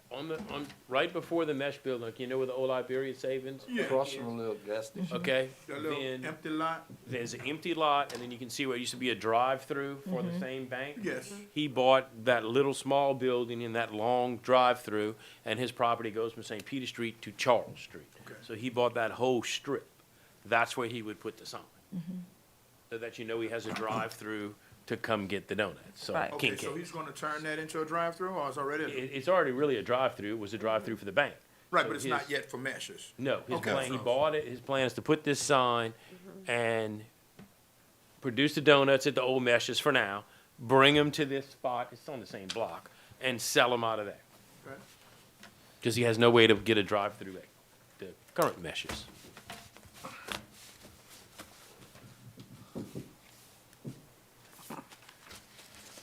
Any other discussion? I like the idea. Then I'd ask you to please vote your machines. Okay, thank you. Okay. Now we go on to a discussion item. Discussion relating to correspondence received from Louisiana Department of Transportation and Development regarding Caroline Street Railroad crossing closure and action. Resolution number 24-13. I put this on the agenda. If you remember, we wrote a letter last April, I think, and we said if we got a response, that we would bring it back. It took this long to get a response. It's a little snarky. They kind of blame us and say we didn't do a public hearing right and that we've been holding this project up for 20 years, and there ain't one person up here who's been here for 20 years. Well, not all at the same time, sir. So that seemed very weird to me. They basically gave us a deadline, and they said by the end of April, I don't remember the exact date, if we didn't respond, we don't have to respond, and they just closed Caroline, which is what they have, wanted to do from the beginning. So I brought this to your attention, number one, and I brought it back because we have some decisions to make of, what do we do? Are we done? Do we just let them close it? Other councils in the past have just said, well, I don't even know why you're involving us. If you want to close it, close it. We gave them that answer. We did give them that answer for a few years. We've tried a lot of different stuff. We tried to put some money at it one time and said, can we be your partner? They basically said no. We said, could you just move some arms and lights from somewhere else? Oh, no, we don't use used ones. This comes at a price that, if we closed another crossing, we'd have to pay. So it's been a long journey. With that, I'll turn it over for discussion. And it was how many hundred thousands of dollars to change Oh, it's like it? $500,000. Yeah, to change So, the arms, to move them. I feel like we're coming to the end, but I just, we could do nothing and just wait till April or whatever. It's open up for discussion. I just wanted to kind of refresh both y'all and the public that this has been going on for a while. We've taken a lot of steps. I think we tried to be a partner. I think every one of us tried to represent, the whole town and the community that it impacts, and we got a snarky letter. So anyway, I'm done. Yes, ma'am. Yeah, it's my district. Yeah, I know. I know and way back from when they first tried to close Caroline Street, the Deer Street crossing was also offered, just like we offered.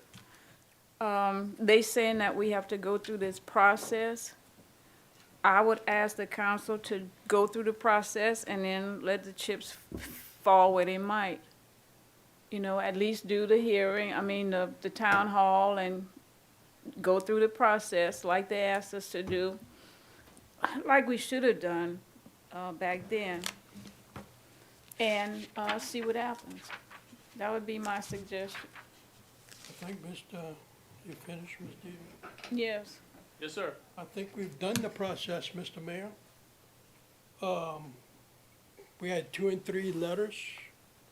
We've had over 3 or 4 meetings. August the 26th, letter from the state. We had a letter from the state, September 2nd, letter from the DOTD on closing Caroline and Providence, both of those letters. October 19th, another letter the city sent to the state. You want to close it? Come close it. But during that time, we had a meeting with all kind of people in here. I thought that was a meeting. I think that was a meeting because offense that we didn't have a public hearing, because we didn't. but I contacted the state personally. 2 times we had meetings. 3 times we've had meetings in here on this. This is the 4th time. I contacted the state officials, get your BUT over here. We're having a meeting on this. Come finish it up. They lying. We had our meeting. So I can't understand what they're putting in that letter, that we didn't have our meeting, because I contacted them personally, all the way to the top. They knew about our meetings on this, Caroline. We had people over here ready for them. Everybody showed up with them. So in a big way, this has been long enough. We can't have this keep coming to the table over and over and over again. You know, it's been long enough. And I think those letters we sent clearly stated, you want to close a crossing, which we, I don't want to close Caroline, but if you want to close it that bad, come close it yourself. You know, that's the end of it. We don't need no more hearings. We've had our hearings. The people had a chance to come here, and I contacted the state personally, Mr. Shrewsbury, and the DOTD head men I talked to before they retired. We're having this meeting. Left them messages and talked to them personally, and they didn't show up. And I talked to them after, why you didn't show up? So why do you keep putting on there, we never had this meeting with the people? Because we all saw the people in here. Hang on, So, in a big way, one. I think I'm all for, Mr. Broussard finished. if you need to send a letter, Mr. Mayor, one more time, about we talking about up here, I'd like you to send one more letter to them, so we have it on record. You want to close Caroline, y'all come close it yourself, because we all had our talk about this. So, I feel I'm getting tired of this 6, 7 times. It's embarrassing to talk to the people, and it's the same thing over and over and over. Let's finish with this project. And, get on with putting arms and lights down the middle in your Iberia. Iberia Weeks, Julia French needs arms and lights for the protection of the people. But we can't do it unless we close some crossings. And I don't want to close them. But in a big way, that's my statement on it. We did have our meeting. They better get that straight over there. We had it over here. We know darn well we had 10 or 12 people come talk on Caroline Street about why they didn't want to do it. What that was. We didn't call them here for their health. But thank you, Mr. Mayor, and if you can send a letter, my request is send another letter to the state responding to this meeting. Yes, sir. Councilman Dahl? Mayor, they've been talking about this many years. Yeah. My office is down there. We fought this prior to Mr. Ledbetter. I mean, Yeah. they even came down there. Every battle we tried, even back then, when the mayor, 2 mayors prior to you were here, we had lawyers. We never won a battle, not one battle. It always cost us money. And we just can't win, I mean, with them. If, you know, and I know, because I remember people, it was pretty packed. It had more than 10 or 12 when we had one of the meetings. I might have been Mayor Pro Temp at that time, and they were standing here, and I understood everything they said, but we can only do what we do unless we have so much money that we got to go and spend, like you said, at their mercy where they could tell us what they want. We can't. They own us. They own us through this town. They were here before we were here, and they let us know that. And I think we have to just do what they want us to do, because we're never gonna win. We just kicking this can down the road. That's what I think. I feel for the people in that area, but that's just what it is. I mean, I'm in favor of anything Ms. Deidre wants to do, send a letter, anything, but I don't think it's gonna change. The peoples in DOTD, they change, but their statement never changes. It's the same thing. I'm just frustrated because we did have a public hearing that before, in my last term, we had one at the Slyman, you remember? You know, we've communicated with them. It just irks me that they kind of keep twisting it around as if it's our fault that we haven't, you know, followed the steps and done stuff.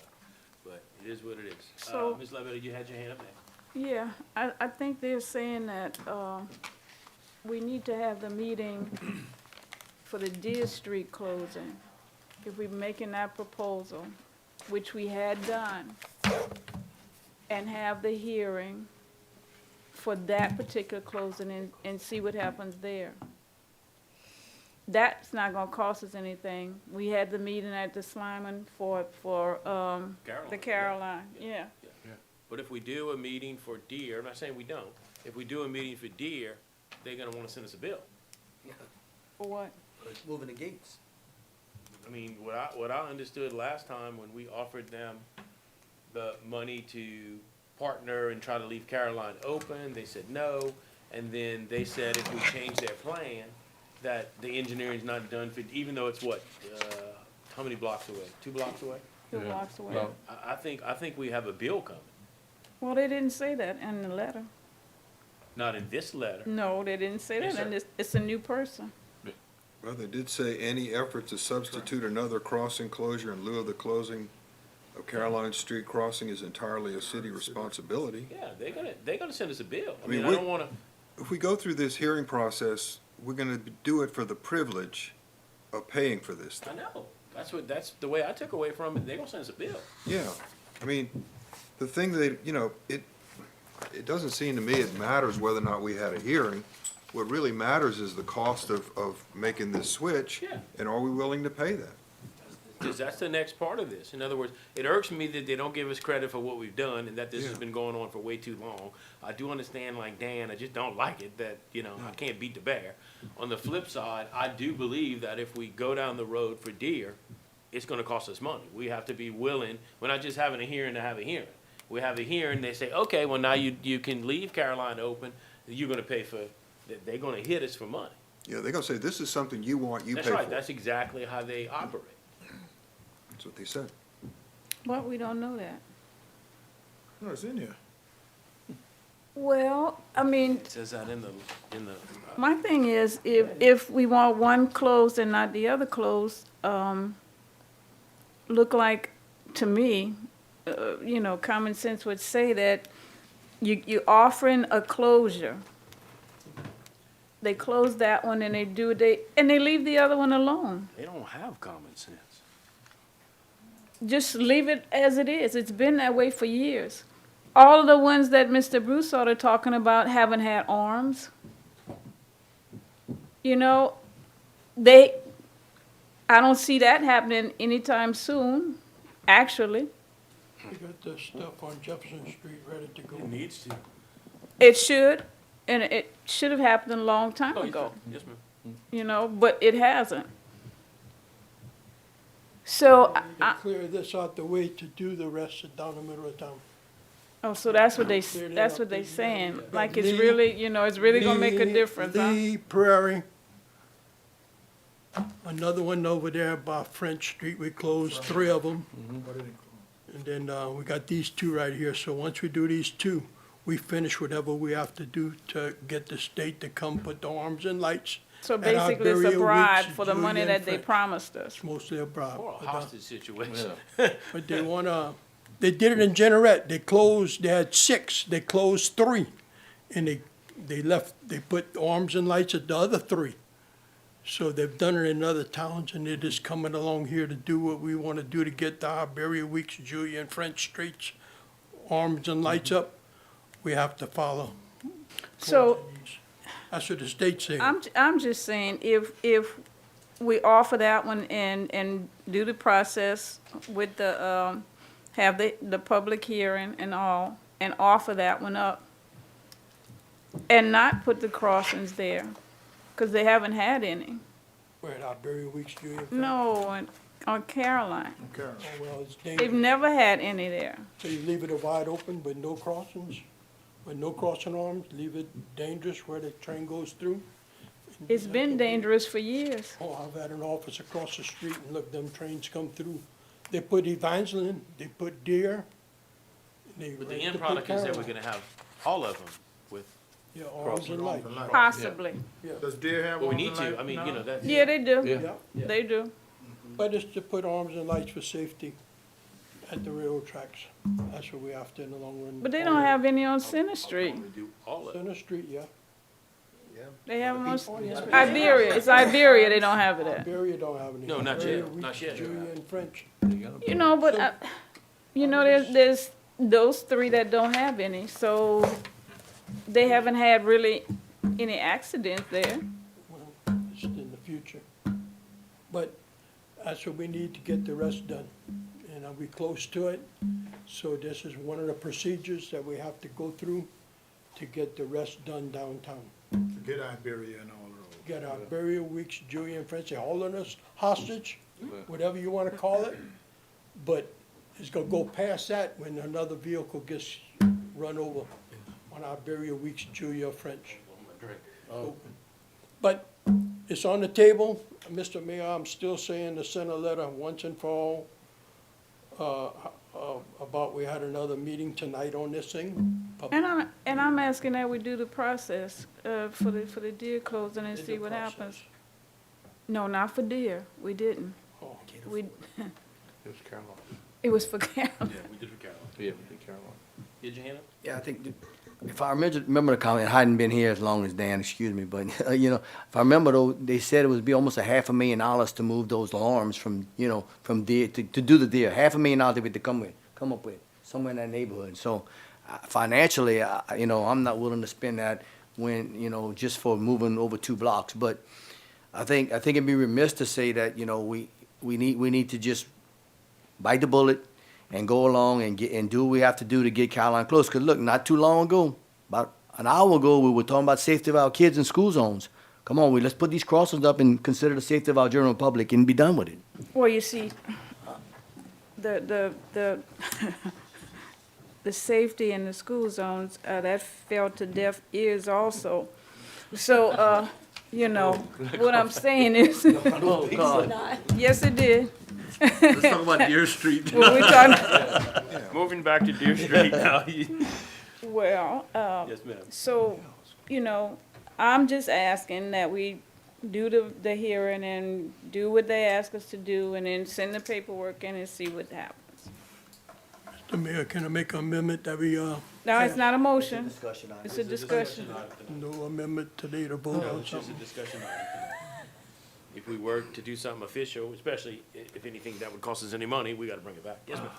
So, Councilwoman Ledbetter, again, can you remind us the nursing home, so which one is it located? I'm not as familiar with that area. So which one, I'm not on there. I know that was part of the reason why you wanted to keep it open. So which street are those things on? Caroline. Okay, And Bayard. okay. Okay, so it is a resolution? So you want to close Deer, not Caroline? Okay, all right. The way it's written, it could be a resolution, so we could, it has a resolution number, I'm just looking, it's a discussion item. So it has a resolution number, so if we put a resolution number, we could vote on something? I say discussion Okay. item. I know, Discussions we don't vote on. I know, but it has a resolution number, that's, I'm kinda asking Jeff. I'm not sure why.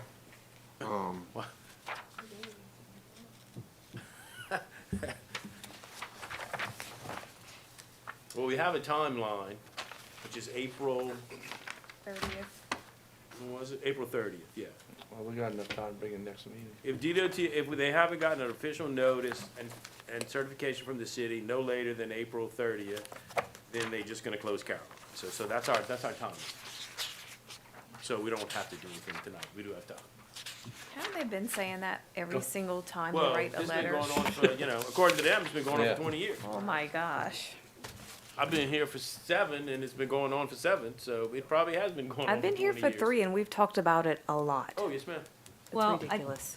And I think the reason why Councilwoman Ledbetter just really want to make sure that we don't close it is because when they did the original study, those facilities were not on Caroline.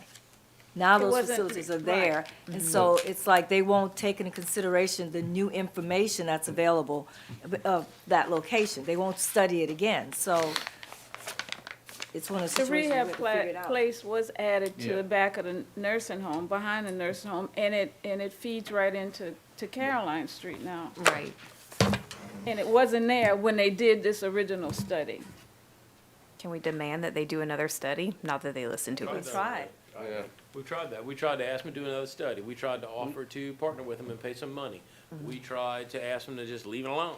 We kind of tried, we tried to say, we'll move the okay, We- give us some crossings from another one. They know they don't use crossings. Right. So we We tried even, a lot of stuff. Mayor, not even that, we went back to them, and I'm not sure what administration it was, because they added some more, since the nursing home, they added some more assisted livings behind that. It's the No- rehab place. Yes, Yeah. none of that mattered. Yeah, and they said it doesn't. We thought that was a win-win. Yes, Nah. it did. After.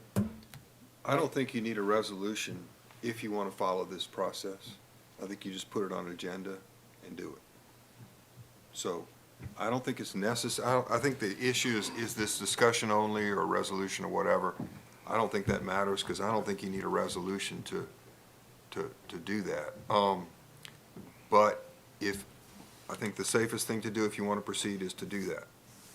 Just to vote on this tonight and say, let's do this. Now, I think this is Lucy holding the football, and Charlie Brown running up to kick it. I mean, they're not gonna close Caroline. They're not saying they're gonna keep it open. I mean, they wanna close Caroline. Yeah. They're not saying they're gonna keep it open. And I think no matter what we do, they're not gonna approve holding off on closing Caroline. I just don't believe it. And I think they're gonna send us a big old bill or give us a cost estimate if we decide we wanna substitute one for the other. So I think they're asking us to do something that's not gonna be enough, and I think they told us. And I don't know how long this process takes. It's but- gotta be over by April.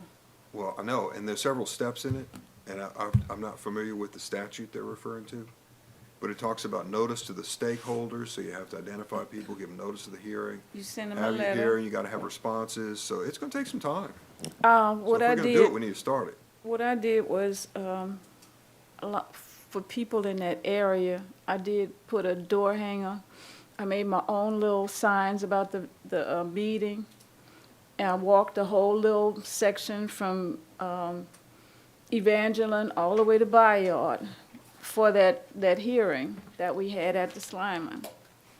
And you did probably very reasonable things But they're saying we didn't. that are do- probably not in the statute. No, but you see, That's right. see, things changed since then.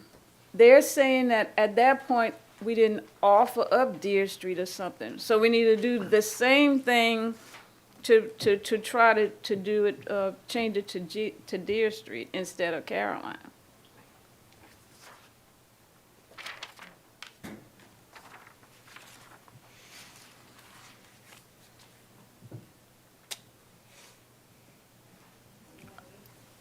I would really like to see if, if we have, a hearing, what the people that live in the area would say.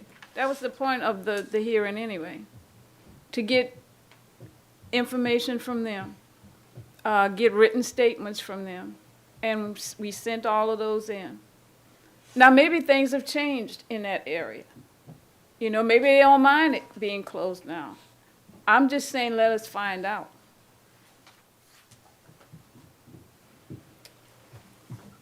We don't have to vote on this tonight, though, since it's No. a discussion item. Okay, No, I no. didn't think so, okay.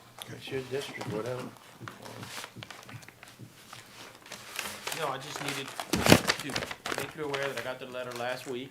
And that we are, gonna- I'm gonna bring it back at some point, that we will have to vote on something, because if we, I don't wanna just say I'm gonna do the Deer Street one without realizing that there could be a cost, because that's what they put in the letter. So I'm gonna bring it back before I take any action, you know, and do whatever. I would at least like to have the hearing to see what, you know, the people from the area thinks, especially in the Deer Street area. We'd have to send them notices too, how they would feel about it, and the Caroline people too. I mean, if we're just trying to gauge people's response to this closing, couldn't they just show up at the meeting when it's on the agenda and talk? I mean, that kind of give us an idea if they come to the meeting and it's on the agenda, they can come in and talk about it, right? So that we don't have to have a separate one. If we don't have anybody come to the meeting, then maybe it's They not don't that care important to about them. They don't care about that. We gotta look at what that statute says and follow that statute, or we just. I know, but I'm do saying it it's, for no before reason. before we went and spent a lot of money to get some marketing out there for the hearing, if we say it's on the agenda and we put out, okay, you can come to the meeting and speak on this, that would give us an idea if anybody's interested, if they care about it. I mean, because when people care about something that's on the agenda, they show up. I mean, just like But the you see speed that enforcement. part, that wouldn't count as Right, the it's hearing. Right, No, that's what I'm saying. no, I'm not saying that. I'm just saying it would give Give you Ms. an idea. Ledbetter an idea whether or not she wants to go through this whole process, and then no one cares. I mean, she would at least have an idea of whether or not to put forth the effort. That's all I'm saying, before we go down that road. But it's up to you guys. I was just trying to figure out a way to do it before, she would have some idea of how people feel before we had to vote and say yes or no on the process. Well, this is pretty hot, Mr. Mayor. Next, it like Ms. Didi's talking about, put on next agenda. Since it's still hot, that's your letter that we read tonight, that the state sent us. We're putting it on the agenda again to let the people know that more or less is what the letter said. And if anybody shows up, we'll go with a hearing after that. You know, if anybody shows up that has interest, then we'll show up as a hearing. If not, we go all the way to April. I think it's April, they said, huh? April. We just go to the end of April and let them do what they gotta do anyway. I'm like, Dan, you can twist their frickin' arm all day long. We've been hollering and screaming. That poor lady lives right there on Caroline. That poor lady died. Oh, yeah. Man, I I hate to remember go her. against her. It's Annabelle. I can I tell you where hate to she go sat against too. Miss Annabelle. Oh, yeah. Yeah. But Oh, yeah. the state's gonna do what they gotta, do what they gonna wanna do. So in a big way, Mr. Mayor, I'm gonna request that we put it on even next meeting. And ask the paper to put it in the paper, the newspaper. While it's guy. hot on the heels. Let's not let it cool off again. In the 6, 7 meetings we've been having this on. Let's try to get a final, and tell the state we'll have one more final meeting with this on and, go from there. And if not enough people show up, we just go to the end of April and let it die out. Let the state do what they gotta do. I just think, I like the idea, you know, I'm all about public meetings, informing the people, but I think it really boils down to, is the mayor and his council willing to appropriate another $500,000 to close Deer? And if that answer is no, then we know where we gotta go. If you think we got $500,000 in the budget to close Deer, then pursue the options, but currently, I think the options on the table are that, you know, we need to probably answer the letter and move forward. Yeah.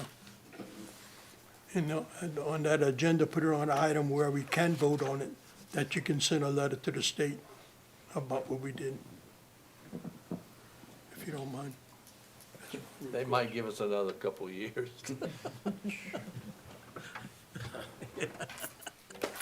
Okay, well, I just needed to have a discussion, so I got some, as usual, and it's all good, that's why we do so well together. I got some different opinions, so we'll put it on the agenda and do what we do, which is kick it around and figure something out, one way or the other. Yeah. I mean, I Their can track see- record never went well. They always got what they wanted. Yep. You know. All right, well, thank you, that was a good discussion, and y'all can plan on another one. Councilman remarks, I will start with Councilman Brooke Markcott. Okay, I just want to remind everybody that Myself and Parish Councilman Marcus Broussard are doing coffee with a council member this Saturday from 8 to 9:30 at McDonald's on Spanish Trail, Darby Lane. So if you guys want to come out and visit and talk to us a little bit, go ahead and come on out and see us. That's it. Thank you. Yeah, this weekend we commemorated Dr. Martin Luther King birthday. We had a great celebration, had a parade on Saturday. We had the prep breakfast at St. Edward's on yesterday morning. It was a real nice turnout despite the weather, and just want to acknowledge that, and that we continue to honor his dream. That's it. Thank you, sir. Broussard, Councilman Broussard. Very cold outside. Everybody stay safe and sound. Stay off the roads if you can. And we thank you, Mayor, for everything this whole council does. It's been a long meeting, but this is what we do. And, Dan, thank you for coming, being on board our family over here. Yeah, so just a reminder, first Mardi Gras parade of the season, next Friday night in downtown New Iberia, 6:30. So the Bayou Mardi Gras Association, so come out and enjoy. I think it's gonna be a real festive activities. And stay safe during the Mardi Gras holidays. Thank you. Neighborhood Watch, Thursday coming at the Slyman, 6:00 PM. Everybody's invited to attend. Thank you. So I'd like to thank everyone who came out and supported the mobile market on last Friday. It was a great event. We had a lot of vendors out there giving away stuff, and it was fun. A lot of people came and got, some grocery, didn't spend a lot of money, so thanks to everyone who supported the event. I'd also like to remind everyone that we're having another event at West End Park on January 24th at 6 p.m. It's Women in Business, and so we're have 3 speakers, and what they're going to talk about is how to grow your business, how to go from a side hustle to a business, and then how to use microloans to grow your business. And the City of New Iberia is generously giving away a $500 grant to one participant to help them move their business forward. So please come out and join us for that event. We're looking forward to having everybody out there. And if you are someone who sells merchandise to women, if you'd like to set up a table, I have like 10 vendor tables available, and there's no charge. Thank you. And that $500, just to stay clean, is from the ARPA money that we have money set aside for small business loans, and that's something that's coming this year. So we just did this first 500, but it's out of money that has been dedicated from the beginning of the ARPA program to go exactly toward that, just to let Appreciate everybody it. know. Yeah, we definitely appreciate it. Thank you, Mayor. But it's a grant, right? It's not a loan. It's a grant. It's a grant. It's not a loan, Yeah, it's a grant. It means you don't have to pay it back. That's right. Yes, sir. But you got business. Yeah, Ricky mentioned about the parade, the Mardi Gras parade, the 26th, that's next Friday. The Grand Marshal probably will be announced Thursday. I'm not gonna say who it is. It's a cool guy. And if you haven't been, y'all need to go. It's a great parade. It's not really big, crowded. The kids love it. It's a safe place. It's to start the season off if the weather's good, and just be safe with that weather. I had some reason. People called me, believe it or not, this morning. 6 of them want to know the pipes are frozen, if we could help them out. But the city really doesn't do that, But I just hope, like tonight's supposed to be colder than it was last night. So I hope everybody's safe and be careful on the roadways. Thank you. Mayor, real quick, I Yes, forgot to announce something that we are actually partnering with as well. It's a job fair, New Iberia Career Fair. It's gonna be on West End Park on the 24th. January 24th. Yep. This is going to be from 10 a.m. to 2 p.m. It's sponsored by Acadiana Workforce Solutions, Louisiana Workforce Commission, City of New Iberia, and Job Corps. And that's going to be at the West End Park on January 24th, 2024, from 10 a.m. to 2 p.m. So we definitely need some heaters. Thank you. I don't have too much. It's been a long meeting, but this has been a good meeting. This is definitely government work, and I thank all of y'all for your participation as always, because you make this fun. Our next meeting is February the 6th, and with that, I'll call for a motion to adjourn. Motion. Thank you.